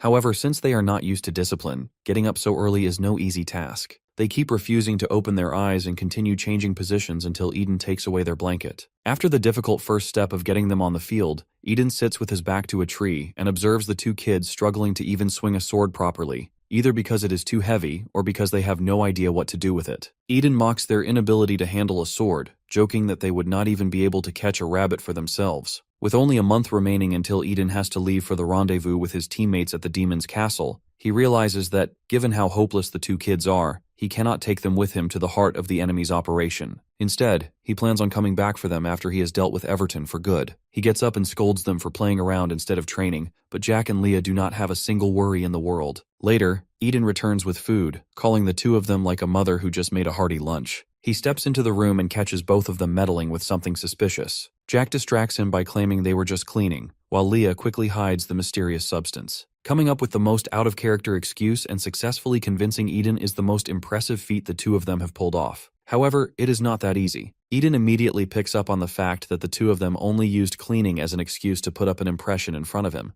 either to request something in return or to make up for something they did wrong. Leah quickly changes the topic by reminding Eden how hungry they are, wearing an obviously annoyed expression. Eden turns around immediately and starts preparing the food, and Jack and Leah join in to help. However, Leah sneaks one last peek at the thing she hid from Eden. It turns out to be a demon seed. A few days pass. Snow is now falling. Eden leaves for the marketplace to visit the blacksmith for his sword and some supplies. Jack and Leah request that he bring back some food, which irritates him because he did not receive any well wishes for his journey. At the blacksmith's shop, Eden rushes in and requests his sword back. The blacksmith informs him that it has just been finished and commands his worker to bring it to the front desk. Coincidentally, the worker turns out to be Pable, the guy who took care of Leah and Jack after Eden left. While retrieving the sword, the blacksmith notices the canned fruit in Eden's hands and tries to take it, as tales of its sweet taste are famous in town. Eden refuses to hand it over, having purchased it especially for the kids back home. Pable brings over the sword, which they have fixed, and Eden immediately equips it, excited to finally be able to swing it again. He thanks them for their service and leaves, eager to return to the kids. Meanwhile, in an unknown forest, Jack strolls around in an unconscious state, his body smeared with blood and his eyes lifeless. He suddenly regains consciousness, but instead of being shocked by his condition, he reacts with despair,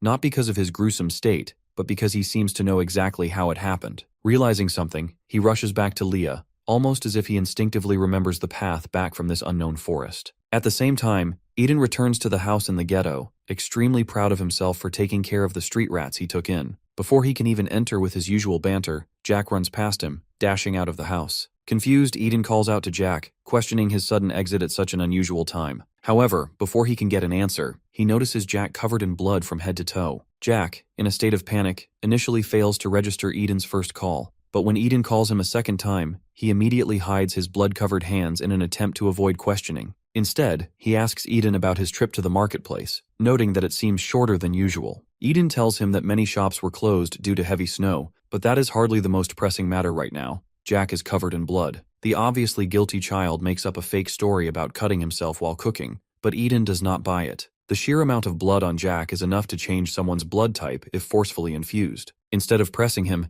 Eden simply warns him to be careful when handling sharp objects and brings him inside to bandage his wounds. Jack tries to stop him from entering the house but fails. What Eden sees inside leaves him in disbelief. The floor is covered in a pool of blood, with a pile of bodies surrounding Leia, who stands at the center with a blood-stained sword in her hand. Eden notices the Everton seed placed behind her on the desk, and immediately wonders why something like that is right under his nose. Before he can warn Leia to move away from it, he is forced to dodge a lightning-fast strike from her, seemingly an instinctive attack. He grabs the weapon, only to realize that it is actually her hand. It has somehow transmuted into a blade. There is no time to fully grasp the situation as Leia immediately attempts another strike, but Eden manages to knock her back into the wall with a swift back kick. However, the attack does not seem to be effective at all. As the dust settles, Leia gets back on her feet like she was never even hit by the strongest hero of the story. Taking advantage of this brief moment, Eden questions Jack about how they got their hands on the seed. The dumbfounded child, his voice quivering, is unable to form a proper sentence, repeatedly insisting that he has no clue who gave them the seed. Meanwhile, Leia recovers and leaps at Eden with an even more lethal strike than before, forcing him to use his refurbished sword to block the attack. The impact, and Leia herself, are both far too dangerous for Eden to be holding back, so he orders Jack to run away.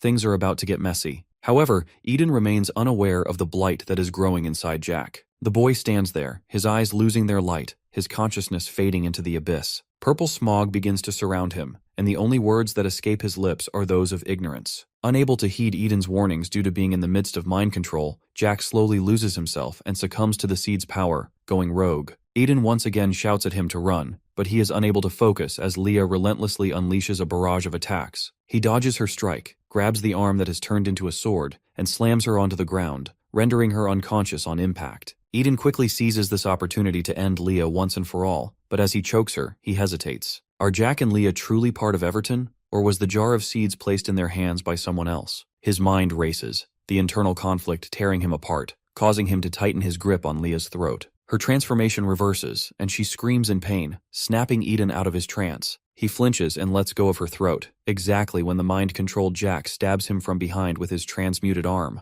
Eden fails to react in time and suffers a severe wound to his gut. Blood gushes from his mouth as he turns to confront Jack. He clings to the hope that this is all Everton's doing. Otherwise, Jack and Leia could never have turned out like this. His concern now is surviving this ordeal and understanding the strange timing of these events. He deduces that Everton must have waited until he left for the market to turn Jack and Leia into mindless killers. Right now, instead of wasting his energy on thoughts, Eden focuses on neutralizing the children as Jack charges at him with murderous intent. Eden barely manages to dodge Jack's consecutive wild swings until he reaches his fallen sword. Quickly grabbing it, he counters Jack with full intent to kill. Holding back even slightly could lead to more innocent deaths. Their swords clash as Eden's thoughts spiral. What if the children were deceiving him from the start? They were swindlers before he took them in. It wouldn't be surprising if this was all a long con. Frustration fuels his strikes against Jack, who remains eerily expressionless. Despite his mind-controlled state, Jack still shields his unconscious sister, Leia. This gives Eden an opportunity to end them both in one clean slice, ensuring the Everton threat is eliminated.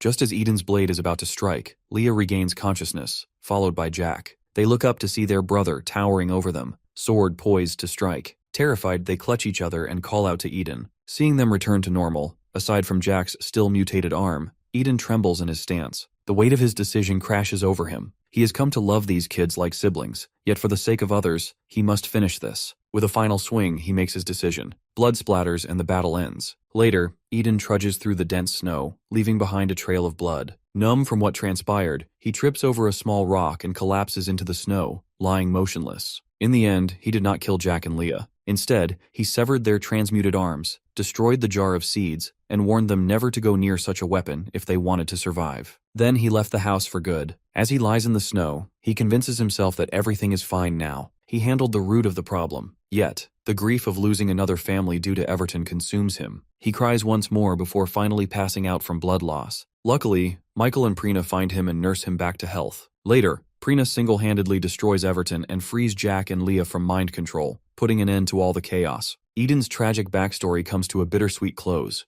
Youngmin finally finishes listening to the story, but Eden, having lost his patience, screams at him to kill the kids and be done with the second floor of the tower. However, Youngmin refuses, choosing to assess the situation more rationally. The test requires him to eliminate the threat in the ghetto. Eden assumes that threat is Jack and Leah, but since they are no longer under mind control and no longer possess dangerous weapons, the ongoing murders in the town are not their fault. Eden left the town long ago, meaning the current horrific state of the tower must be due to another force. Youngmin concludes that he will keep Jack and Leah alive while searching for the real threat. Eden, now on the receiving end of being ignored, fumes with frustration. Before Youngmin can begin his investigation, he overhears a crowd in the streets plotting to kill the children they believe to be the monsters responsible for the murders. Eden and Youngmin move closer to listen. Youngmin realizes that time is running out before the violent townsfolk reach him and the siblings. Panicking, he decides to rush back to the children, but is intercepted by the same man he knocked down earlier that night. Without hesitation, the man swings his spear wildly at Youngmin.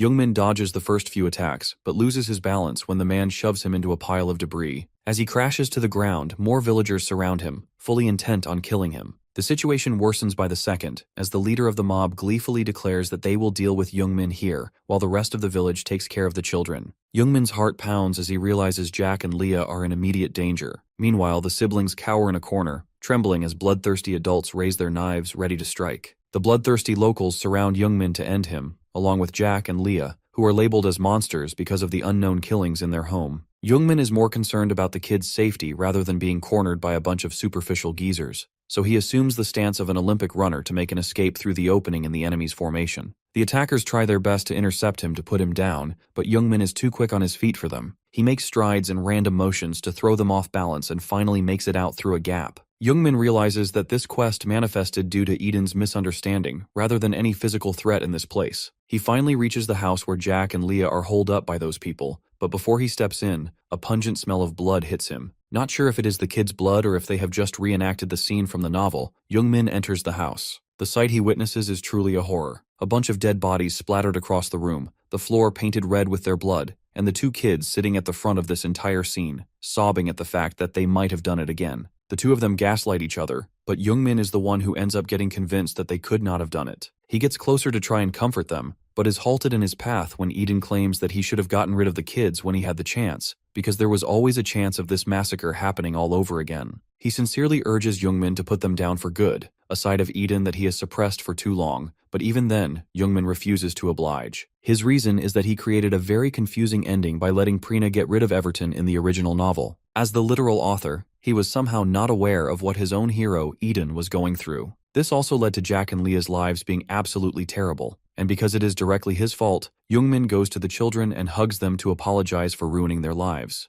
Youngmin learns the lesson that to be a good author, one needs to be aware of what suffering even the side characters go through, regardless of their involvement in the story. He plans on fixing this all in his own way, so he gets up to grab the kids and make a run for it before the rest of the locals arrive at this murder scene. The traumatized kids are unable to comprehend leaving the very house they have spent their entire lives in. However, that contemplation delays their escape, and now the locals show up at the house. The granny, who was leading the attacks, breaks down upon seeing her relatives, Aaron and Derek's lifeless bodies on the ground. The others try to console her, but she is absolutely devastated, which Youngmin picks up on, so he suggests the kids get behind him. The granny looks at the three of them and starts cursing, but our naive boy still thinks that he has a chance to convince the grieving about how these children are not responsible for these murders when they clearly did it. Youngmin is not just a terrible author, but also a worse negotiator, as he tells the locals that he will be taking away the kids with him for good because they are misunderstood in this village as the killers, not realizing that he is just adding fuel to the fire of the locals. One of them rightfully screams at him for being insensitive about the situation when there are dead people right in front of his eyes, with the culprits being right behind him. With the chances of a peaceful resolution being thrown out the window, the attackers charge at Youngmin, so he uses his bracelet to pull out a long red pole and assumes a battle stance. He alerts the children to run like hell when he manages to open up some space for them, because the current attack is far more difficult to deal with than before. Saying that, he uses the pole and his speed to immediately knock out all of the attackers that charge his way. He turns back towards the kids and tells them to come closer to him, but the granny grabs his legs and curses at him for protecting the murderers of her relatives. She is in so much grief that she begs Youngmin to kill her too, as there is no point in her living anymore. While this weird tantrum of the granny continues, Youngmin notices one of the attackers he missed running towards the children with a knife in his hand. Before he gets too close, Youngmin manages to free himself from the granny's grasp and quickly gets in front of the kids to block the knife attack with his pole. Fortunately for him, the knife doesn't slip off the tiny radius of the pole and stab him in the face, probably an amazing display of control from the aggressive attacker. Youngmin deflects the knife away from the attacker's hand and knocks him out cold swiftly. He scolds the children for not heeding his warning and running away like he told them to, but the stubborn kids refuse to move an inch because they are still expecting Eden to come back to them. Jack starts crying, giving Youngmin another reason to reconsider his career as an author because of how full of holes his ending was for Eden's backstory. To correct what he could not when he wrote the scene, Youngmin decides that he will not be running away anymore. Instead, he is going to make up for what he ignored to clear this quest. His first course of action is to make it clear to the attackers that the children are brainwashed, and to do that, he uses his magic bracelet to summon what seems to be a water bottle. He is going to use that to find the source of this entire problem and see where it actually started.